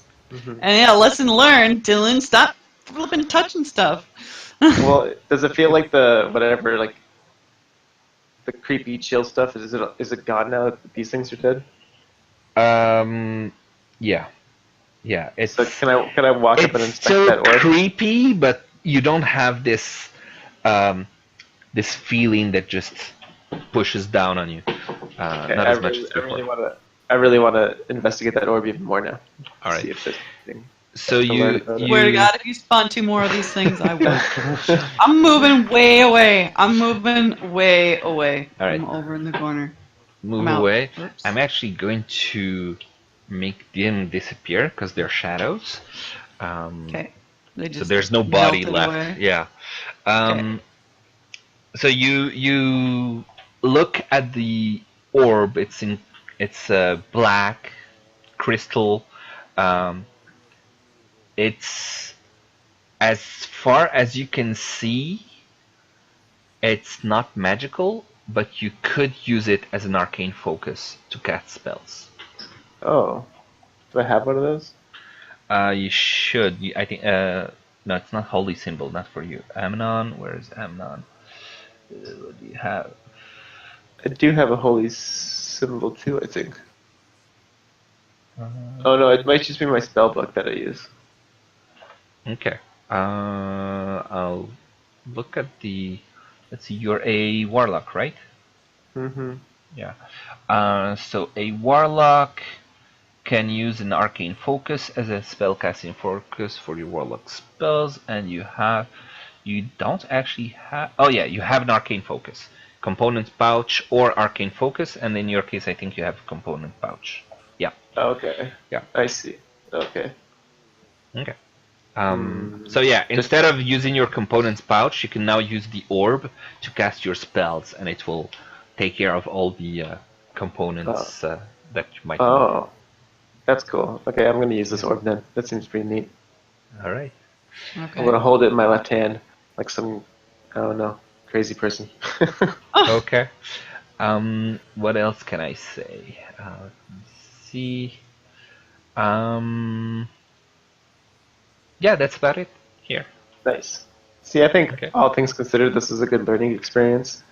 And yeah, we've learned not to let you touch things. well, you guys are just gonna have to deal with it. Let's keep going. Yeah, and you also learned, I think, that when coming this way. you have this feeling of dread coming all over Yeah. you and chills, Maybe you should it just usually listen. means that the universe is telling you to back the fuck away. But those things Like were just that there. would be They could so have hard attacked to us. figure out We for could a have been normal walking. person. We could have been walking into that room, and those shadows could have attacked us. Okay, I did us a favor and brought it in a reasonable scenario where we could fight them instead of Yeah. being surprised. And the DM here, in parenthesis, breaking a little bit the belief here, he's telling you that the shadows would have only popped out if you touched the orb, and there were supposed to be 5 of them. Oh wow! My God. Yeah, I just Jesus, 5 scaled of them. I scaled it down a bit. Yeah, I scaled down the Oh my ghouls as God. well, but yeah. How? What is it? And they're supposed to follow you and not let you escape wherever Yeah, you go. Do you not remember the warning of it's easy to die, be careful? Yeah. Yeah. I scaled the shit down of this thing because it's no fun if you just get completely obliterated. Damn. Well, I appreciate that. Yeah. I'm still gonna touch stuff. Okay, let's go. Well, Alright. I found a door. So Yep. So guys ready? you wanna open the door? yeah, and I would like to stealthily open the door and peek inside. Okay. Should I do a stealth check? Yeah. Do a stealth check. So Okay. Well, I tripped into the door and fell on my face. Not that badly, but you open the You door. pull the door open and snub your foot. And as you open the door, it creaks very loudly, but you're able to peek your little cat head between the door and look into the room. And what you see is a table, basically like for let me see. There's a chandelier that is suspended above a table in the middle of the room. There are 2 high-backed chairs that flank the table. There's empty clay jugs and some clay flagons atop the table. There's some iron candlesticks that stand in 2 corners. And yeah, the candles have completely melted away. Fixtures, basically. Yeah, basically what you see in the picture.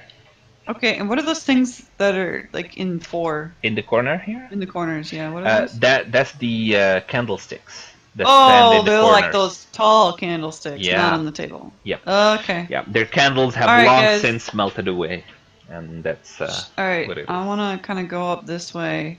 There's a corridor right in front of us here, but Mhm. there's also something here. Oh, hey, look. There's another corridor here, but this is where all those ghouls spawn, so I don't think we should go that way. So okay, let's head this way. Does anybody want to check out this room anymore? Well, I mean, I kind of do want to see where those ghouls came from. There might be. I mean, I don't know that they. I mean, we should check to make sure there's nothing. There's no more of them. Yeah. Okay, I mean, you can go first. I'm kind of weak. You want me to? I can detect undead, so Yeah, can you check? yeah. I'm gonna walk out here very carefully. Okay. Mm-hmm. I'm gonna touch all the squares. And make Okay. sure there's no more traps. Actually, roll a perception check to see if you notice anything. Okay. So you don't notice anything. You don't see any traps, and as you walk one tile at a time, slowly advancing, you don't seem to be triggering anything.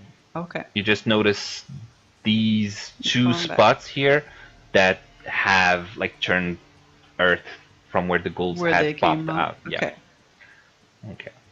Okay. So then we're gonna make our way down this hall. You guys right behind me? Is everybody good? I'm literally right behind you. All right. One square at a time here, guys. Okay, we're in a new room. So this room, as you enter, you see this large room, which has a wood-framed bed and a rather rotted feather mattress. There's a wardrobe on your left, a pair of another like these big iron candlesticks in the corners. And there's a open crate in the corner here. Yeah, an open crate that contains 30 torches. 30 torches? Yeah. It's a lot of torches. By the way, you're on your third or probably fourth torch because it lasts an hour and you've been like swapping them. There's a leather sack, and do you want to look inside the sack? Yes. You find 15 candles inside it. Oh, well, that wasn't very exciting. Yeah. What's at the end of the bed here? Is this like a footlocker? So at the foot of the bed, there's a wooden footlocker. And before we get into it, because you haven't opened it yet, I'll finish describing. So here you see a very large oil painting depicting. It's a portrait of Elizabeth Durst, the mother of the kids. And here there's a large spot where another old painting should be, but you can see like marks on the wall from slashing, and right below it you see the old painting of Gustav Durst with knife slashing on the face of the painting. So somebody slashed that painting. Somebody slashed the painting. Yeah, until it fell from the wall.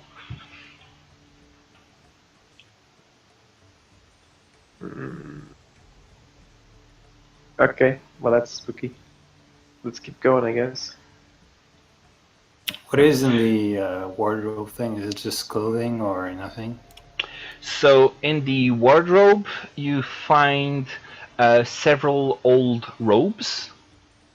It's not like female robes, but more like ceremonial cultist robes. There's a pair of iron candlesticks. No, sorry, that's in the room. But yeah, it's just full of robes in the wardrobe. Can we take these robes? Maybe there's like, you know, hey, have we heard all the chanting downstairs? Maybe there's like a bunch of cults or like a bunch of cultists at this meeting, and we can like dress up wearing these robes and go down there. And try to like. Hey, sorry, we're late for the meeting. We're late for the cult meeting. Yeah. Exactly. Yeah, and yeah, there's enough for all of you. So you want to take one robe each. Sure. We'll do that. They are.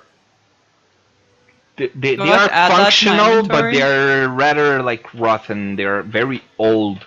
They don't hold much. No. But you can still wear them and pass off as like if you want to deceive someone, it would be with disadvantage. Okay. Right. And so at the footlocker, it doesn't seem to be locked. And do you want to like open it and see what's inside? Yes. All right.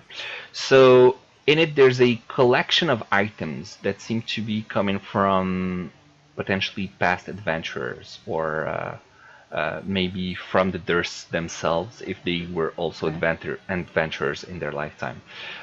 You find a cloak that seems to be extremely sturdy and does not seem to have been touched by age, and you recognize it as a cloak of protection.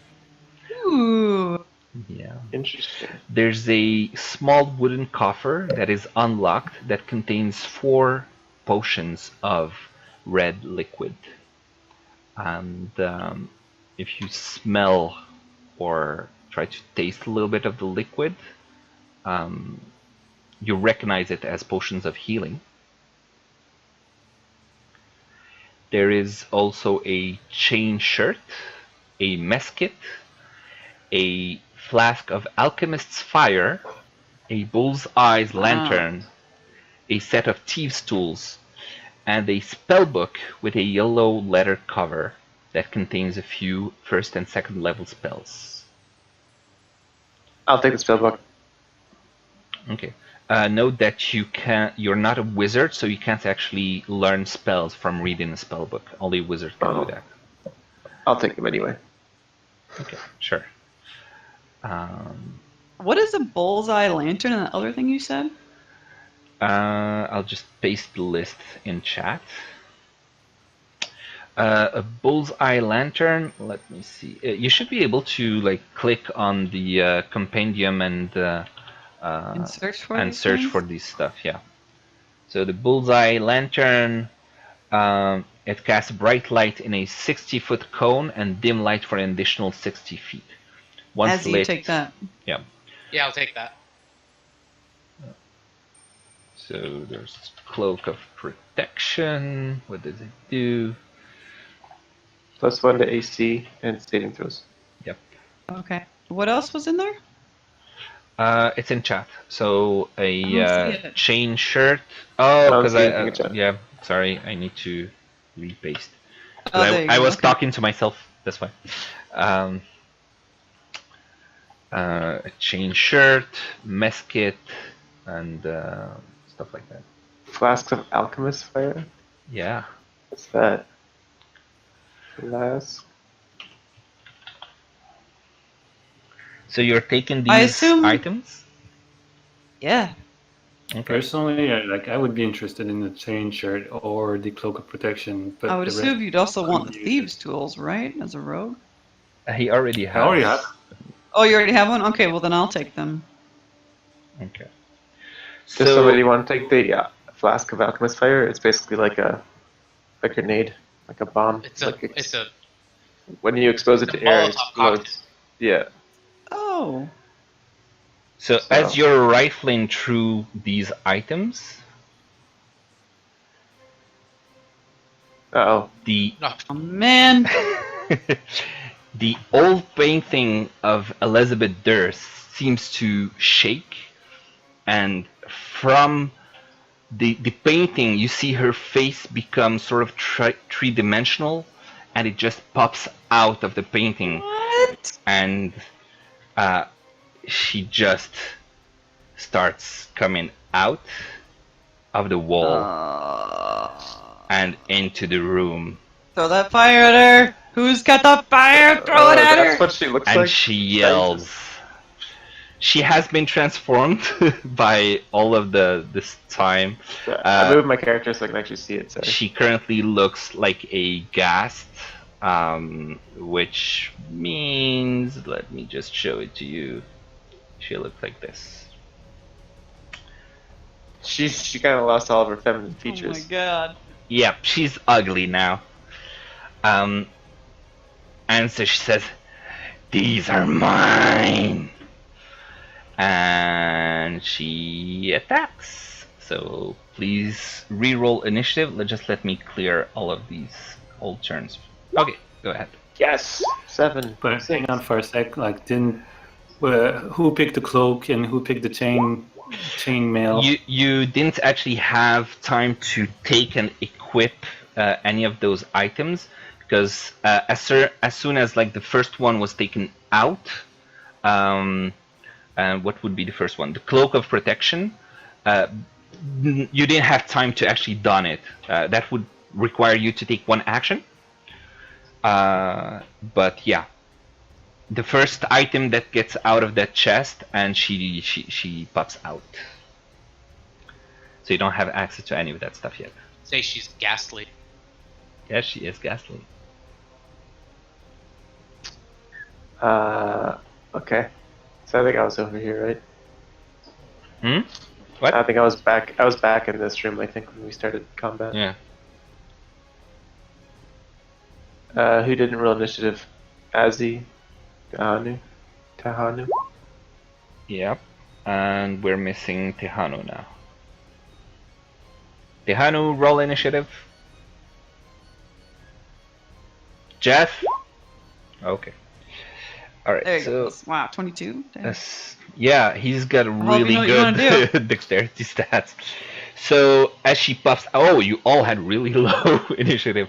As she pops out, Tehanu is the first one to react, and what does he do?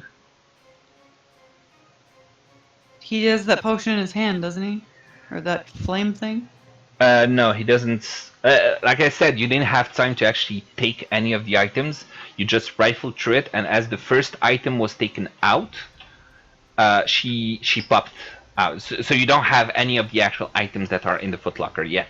If you want to like go and grab one, like find it in the chest, or if it's the cloak, which is the only one that was taken out yet at the moment, and it would take you one action to like put the cloak on, or to find an item that you want in the chest.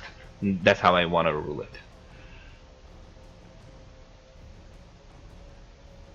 So Jeff, what do you want to do? So I'm gonna attack with the rapier because there's no advantage of using the crossbow at such a distance, because the gas could just like run at me and whatever it needs to do afterwards. If you get the melee range, though. Pierce with the rapier, and then I'm gonna try to hide behind the bed or that sort of thing. In order to hit it with the rapier, you need to be in front of it, which means you need to move next to it first. If someone needs to jump on the bed, and I would ask you to do an athletics check or acrobatics. Yeah, acrobatics check. Yeah. You're far enough away that you can use a ranged weapon, though, right? Without disadvantage? He can. Okay. He can, but he doesn't want to, for some reason. I guess his training in the Drow City was more of the rapier kind. Just feels more comfortable with his rapier. All right. Yeah.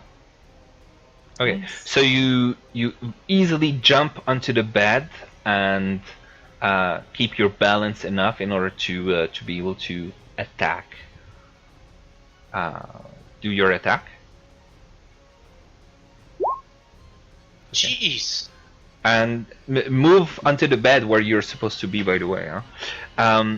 So you attack her, and you have no problems attacking her. You do not get sneak attack, though, because she's not engaged yet with anyone. Let me just read again what it says for sneak attack. It does need to be engaged, or just someone within 5 feet. Don't need to answer if an enemy. Okay, if the enemy is, if you have an ally within 5 feet of the enemy, so Ozzy counts as being right in front of it. Within 5 feet, it's not technically engaged, so you do get your sneak attack. So you do 12 points of damage. Let me see if she has okay. So there you go. Alright. You slash at her, and then what do you want to do? Does it make sense at all to try to hide within the darkness and or the like furniture of the room to get another? You need to be at least partially obscured. You could try to hide behind the bed, but that means you need to get away from her again. And then hide. I guess I'm gonna try to get any advantage I can get. Okay, if you do that, she's gonna get her attack of opportunity on you. Oh, because I wouldn't have disengaged, you mean? Exactly. So either you disengage or you hide. You can't do both as a bonus action.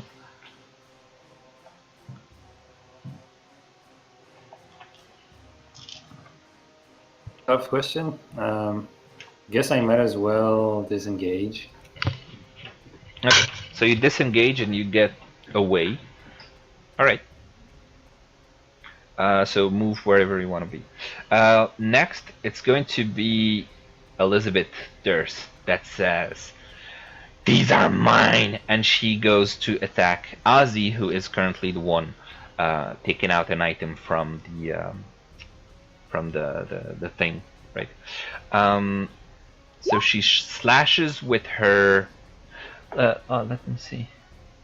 Yep. So she slashes with her claws and connects with Ozzy's. And please do a Constitution save intro, Ozzy. Okay. And by the way, you got 11 points of damage from the attack. 11? Yeah, 11. Says he dead. Yeah. So she slashes with her claws, and you try to get away, like to block with your arm, but she just slashes through your armor, and you fall unconscious from the hit that you just received. And next, she's going to move here, where her possessions are. Damn it. Next would be Ozzy. Please do a death save intro. How do you do a death saving throw? Death saves right next to the hit dice. Click on death saves. Oh, that's right. So that's a failure. No. So you're slowly in your unconscious state, getting closer to death. Please check one failure on your character sheet. Next would be Amnon. What do you want to do? I'm going to... Oh, jeez, I can't even see them from where I am. I'm going to step in enough. Let me just push her back to the back. Yeah. Oh, okay, Jesus. Yeah, Sorry. because she was right on top of Ozzy, but she wasn't visible because of... Okay, then I'll probably just stay where I am. And Eldritch Blast them. Okay, go ahead. So you shoot your Eldritch Blast, and it does not hit. She's able to avoid it, narrowly escaping the blast, and just hits the wall behind her. Want to move, or is that? I kind of like being not right beside him, so I'll stay right where I am. Okay. Cloud. First, you need to do a Constitution save intro. Me? Yes. Why? I'll explain in a second. Okay. So, as... Can I do dexterity saving throws instead? No, just Constitution. So as Elizabeth just jumps forward to where Ozzy was, you feel the stench of rotted meat that just emanates from her body, and you're almost gagging at the stench, and you're able to just barely shrug it off, just barely contain yourself. So, yeah, you were almost okay. you overwhelmed. you were almost overwhelmed by the stench, but okay. you're able to just power through, and now you can do your turn. This is an undead creature, right? Yes. So, do I get to learn anything about them? Or do I inherently remember anything about them that could help us? So let me see. You have advantage on survival checks to check your favorite intelligence check to recall information about them.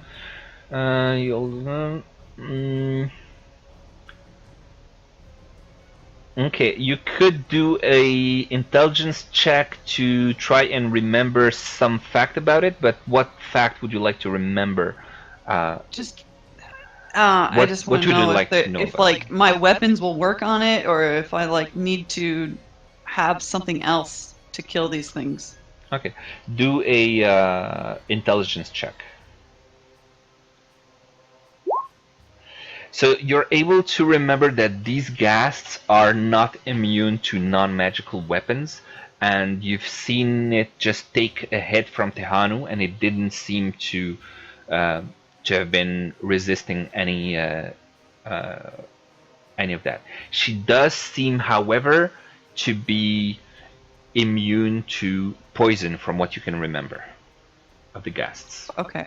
I'll give you that information. Now go ahead. You still get your action. Okay, so you slash with both of your daggers. They both connect. So roll damage on both. So you hit. Okay. So the second one is only 2, not 5, because you don't add your dexterity modifier. Oh, I'm sorry, right. Because one is slashing damage, right? What? Only one of them gets to hit initially, is that right? Or how do I do it? No, it's just there's no real way to do it through Roll20, but it's just if you hover your mouse on the 5 number, it says 1d4 plus 3, which is your dexterity modifier. Right. The second attack, as a bonus action, you don't get to add the dexterity modifier. So I'm just giving you the information. It's 5 plus 2.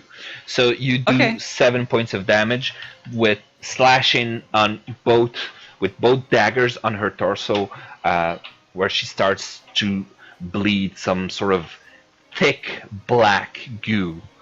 And that ends your turn unless you want to move or do something else. Cloud? Sorry. Okay, so I'm done, right? Unless you want to move or do something else. Nope. I don't want her to get a bonus attack on me. Alright. Tehanu, it's your turn. Do a constitution saving throw as you've just been overwhelmed by this stench and as she got closer to you. Man, she's nasty. Yeah.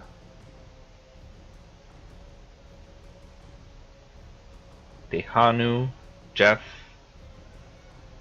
Yeah, it takes me a while to get through the user interface. Yeah. So next to your dexterity on the right, there's saving throws, and you have constitution, which is the third one. Just click on it. Okay. Alright, so as you start your turn and you feel this stench overpowering you, and you just you're poisoned basically. You just can't hold your you can't resist this stench, and it just overpowers you. And so you're poisoned, which means that you have disadvantage on attack rolls and ability checks. So go ahead and do whatever action you want to do. Well, it's not like I have a choice. I'm just gonna freaking attack it with a rapier again. Okay, go ahead. So you attack with disadvantage because you're just being overwhelmed by this. But don't I still have like a sneak attack on top of it, or? Yes, you do. Okay, with disadvantage, that's the 10, and you try to slash at it, but with the stench that's entering your very sensitive nostrils, you're just unable to hit it. You're too distracted by the smell. What do you want to do now? Move, bonus action. I guess I'm gonna move to disengage and fall back maybe into the corridor. What is that beeping noise? I don't know. That's low. That's Azzy's low health. Oh. Yeah. Okay, so disengage and you do your move. Next is going to be Elizabeth Durst. Do your move, Tehanu, so I know how she's going to. Okay, you're far away. Now she's going to attack Cloud with her claws again. And Cloud, she rolls a 15, which hits. Do a Constitution save intro. Wow. Okay, so you're able to, like, you feel the poison seeping through your veins from the claws that hit you, but it doesn't seem to have an effect on you, but you still take 12 points of damage. Oh god. Yeah. We're so dead. That's her turn. Next will be Ozzy. Death save intro, please. Oh no. So that's a second failure. Next one means it's permanent death. Still help us out. So you're getting closer and closer to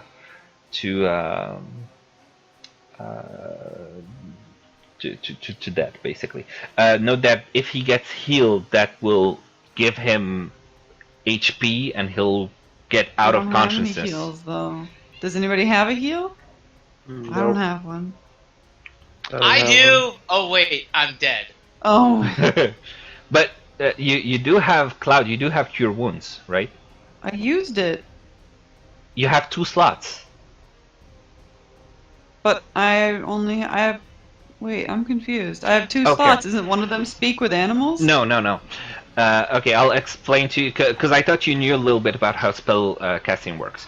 So you don't have 2 slots being Cure Wounds and Speak with Animals. What you have is 2 spells. You have learned 2 spells. Like others might have 20, right?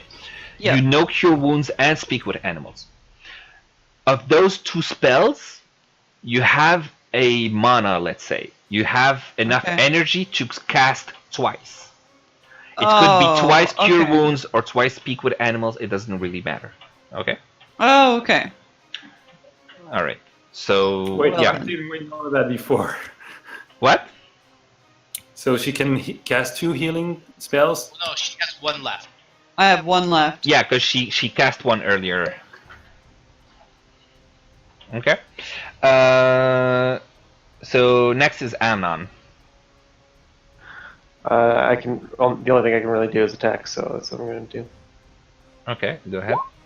Oh my god. So you blast again your Eldritch blast from your fingers, and unfortunately it does not hit. She's just be able to avoid it. Move or what? Yeah, I'm gonna stay back. I don't want to smell that thing. It looks like it's bad. Alright. Next is Cloud. So you're still within its stench, but you're like kind of getting used to it, so you're able to just shrug it off without any Constitution check. Okay. Now it's your turn. So I just click Cure Wounds if I want to cast it on Azzy. Yeah. So you're. Wow.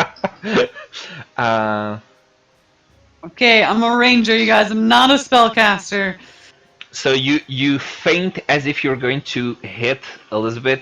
So as she avoids you, you just put your hand on Ozzy, who is right beneath her feet, and you push your curing spell into its body, and just recover your hand quickly before she can hit you, and you're only able to heal him by 1 HP. So he gets 1, which makes him conscious, prone, and this is something I have never thought of. You're actually in the same spot as an enemy. Alright. Can he cast his spell on himself if he's conscious? Yeah, he can. Or he also has the Lay on Hands, which could allow him to draw a pool of HP. All right. So next is Tehanu. Jeff. Well, I have no choice to just attack again and do the same thing. With what? From Rapier, distance or okay? So you get close to her, and then you attack with the rapier. Go ahead.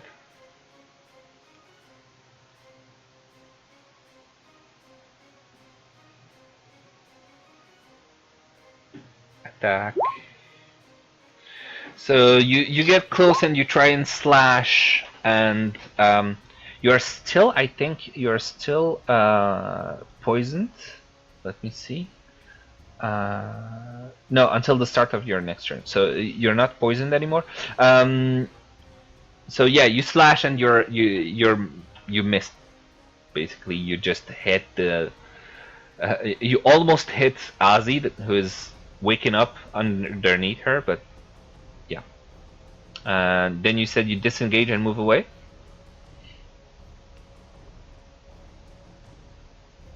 Jeff? Yeah, same tactic for now. Okay, go ahead. So now Elizabeth takes a turn, and she's going to she's gonna try and bite your head off. And Me? Yeah. God damn it. And she does. What? What? Well, not your entire head off, but she's like she just jumps at you and bites you in the neck, doing 11 points of damage. Rip. I'm dead. Yeah. And that ends. Well, that puts you down, and now she takes your place. Would she? Yeah, she sees Amnon across the way and she moves up to him. All right. Do I see a Now concentration throw? only if you're within the range at the start of your turn. Now it's Azzy's turn with 1 HP. I'm gonna lay on hands with myself. Okay. 1 second. Just let me see if you can do it too. On hand. Yeah, okay, you can do it to yourself as an action. How much do you want to give it? Yeah, he can heal himself. He has a pool of 10 HP that he can distribute however he wants. Is she close to me? Yeah, she's close to you. Alright, so I'm gonna put my hand. I extend my right hand and put it on her forehead. Okay. And I sew my neck back together? Yeah, basically like where the bite is on her neck. I put my hand over the wound. Okay. I channel 5 health into her and 5 health into myself. That's what I was checking. It says as an action you can touch a creature. I don't think you can do it to 2 people at the same time. Oh. Okay, so it's either her or you. That's how I thought you said he could distribute the health. Right, so yeah, he can, but it's 1 per. Like if you were in combat, he could just do it any way he wants. But you're in combat, so it's 1 action per lay on hands. All right, I lay my hands on her. I give her full 10 health. The full 10 health. Why me? Okay. I have an idea. I have a plan. Okay. So I'm not dead anymore? Oh, so you're like super alive. So you just had a Red Bull. Yeah. Just had a Red Bull. So you can see under his hand like a faint glowing, and then the bite marks on your neck just start sealing off and closing, and then you open your eyes suddenly. You're prone, so you're on the ground, but you are awake with 10 HP. What do you want to do, Ozzy? You want to stand up or remain on the ground or move? I have 1 health left. I'm gonna just kind of lay back down. I was laying there. I reached over. I put my hand over the wound. I channeled all that healing into her. I'm just gonna lay back and just kind of like be laying. Pretend you're dead? Yeah, sure. Okay. Roll a deception check. Oh, jeez. Well, yeah, you're trying to deceive someone that you're dead. I just want to remind you of the time as well. Yeah, I know. Oh, jeez.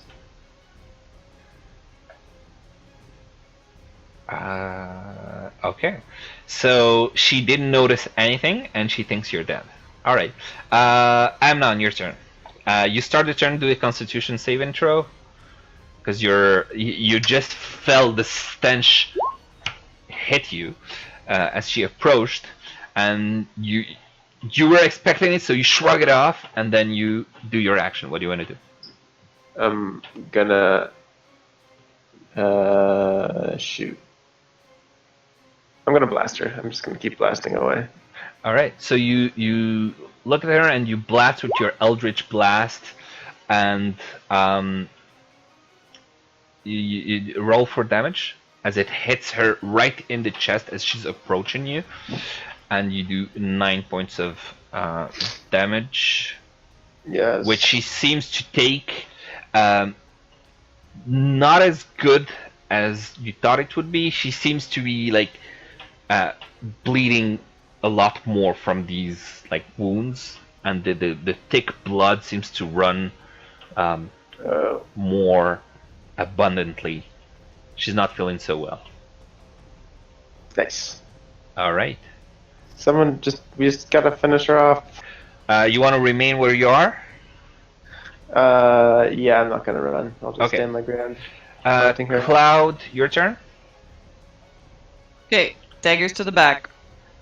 You're on the ground. You want to get up first, Oh. or? I thought I was alive. No? Yeah, you're alive. Your You eyes were are laying open, down. but you're prone. You're on the ground. So how do I stand up then?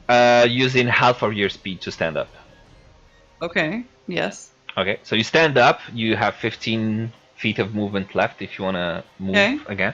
But yeah, you're up, and then you slash with your daggers, right? Yep. Alright, here's Okay. the other one. All right. So God damn it! they both miss by far. You're like still a little dazed, and you don't see very well. You don't have focus in your eyes yet, so you miss both of your daggers pretty widely. All right. Yes. That's it for your turn. Yep. Tehanu, your turn. Please do something. We're all gonna die. Stab her. So, Just shoot her. Don't get close. is Cloud still semi on the ground, or in a way that like not blocking? Yeah, you won't. from You won't hit attacking? me anyways. No, you'll be fine if you wanna shoot her. Okay, by the way, I could have done it to her. Because What? because when I'm looking at cure wounds, Mhm. it says a creature you touch. So that seems to imply they're just referring to anyone, like as anyone I can heal.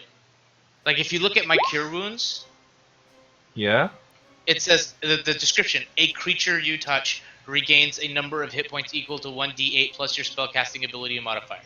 Yeah. So it's not using creature like I can heal people's cats. I can actually heal like.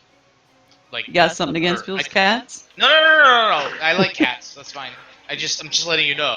It seems like that's just the adjective that they use, or the pronoun that they use to describe. But it's one creature that you can touch and cure. Oh, okay. I don't know what you mean. What are you like No, trying never to mind. say? I thought you said it was. Okay, never mind. Okay. Sammy also says, yeah, Like, yeah, the you- creature equals living thing, plant, person, weird life form, anything that's alive. Yeah, it can be anything. Okay. But But he And means he one, can't- not two. yeah, you can Okay. touch yourself and heal yourself. Lay on hands, you definitely can do it on yourself. My point was you can't do it on her and you at the same time as a single action. Okay, so Tehanu jumps across the bed and gets close to the ghast, slashes with his rapier, and Tehanu, how do you want to do this? Oh my god, you did it. Well, the brutal way. All right, so I'll just imagine a brutal way of doing it. Or do you want I to mean, if tell I me can how do you like want? a front flip, somersault, and then just impale the damn thing from the ceiling, that would be cool. All right. So you jump on the bed and use the momentum to just jump and get above Cloud, and with your rapier in two hands, you just slam it right into its skull, impaling it all the way through its body, coming out the other side, and just wham to the ground. And yeah, with the force that you just did, you're able to completely slash it in two. Oh, thank God. Zahanu, you're our savior. Yeah. Hero! And with that, the fight ends. Yes. And you guys can start breathing again and relaxing. Phew. Although you're not really relaxed because you're in a freaking dungeon. And I'm at 1 Yeah, health. but we have a bed, so we can rest. Yeah, let's all cuddle up, guys. Yeah, and by the way, Cloud, you have audio. You don't need to Yes. type it. All right. I didn't say it to you guys, did I? No. I just Yeah, meant I want you guys to be able to hear it. So the cat is really trying to eat my dice bag right now. It's not going well. I'm very distracted. That's what she said. All right. So Cool. with that, I think we can all agree that it's time to put a close to the session. That was fun. Yeah. Can I make a That was a good one. suggestion? Yes. As a parting gift to our surviving of this session, can we just say while we are away, this is going to be a long rest so that we're all recovered when we get back? And Yeah, we is can it actually possible? start in full health? A long rest means 8 hours of sleep, and you'd need to discuss if you want to put anyone on guard duty. And so, no, next week we can discuss whether you want to do a short rest, a long rest, and all that. Okay, I mean, and then we technically, need. I Can you can make a try. note that we need to go through that chest too and take all that good stuff? Yeah. Okay. That was fun. That was a good Yeah. one, guys. We ran a half an hour over at Yeah. least. Yeah. That's okay though. That was a really good one. That was Well, very fun. I aim to do 2 hours with up to 2 hours and a half, and now it's 2 hours and 44 minutes. So let's say 15 Yeah. minutes extra from the upper maximum. But I didn't want to cut right in That the was middle of straight the up rage combat. night. Yeah. Should have probably stopped before the fight though. Sorry about that. And I guess everybody enjoyed it, so no big deal.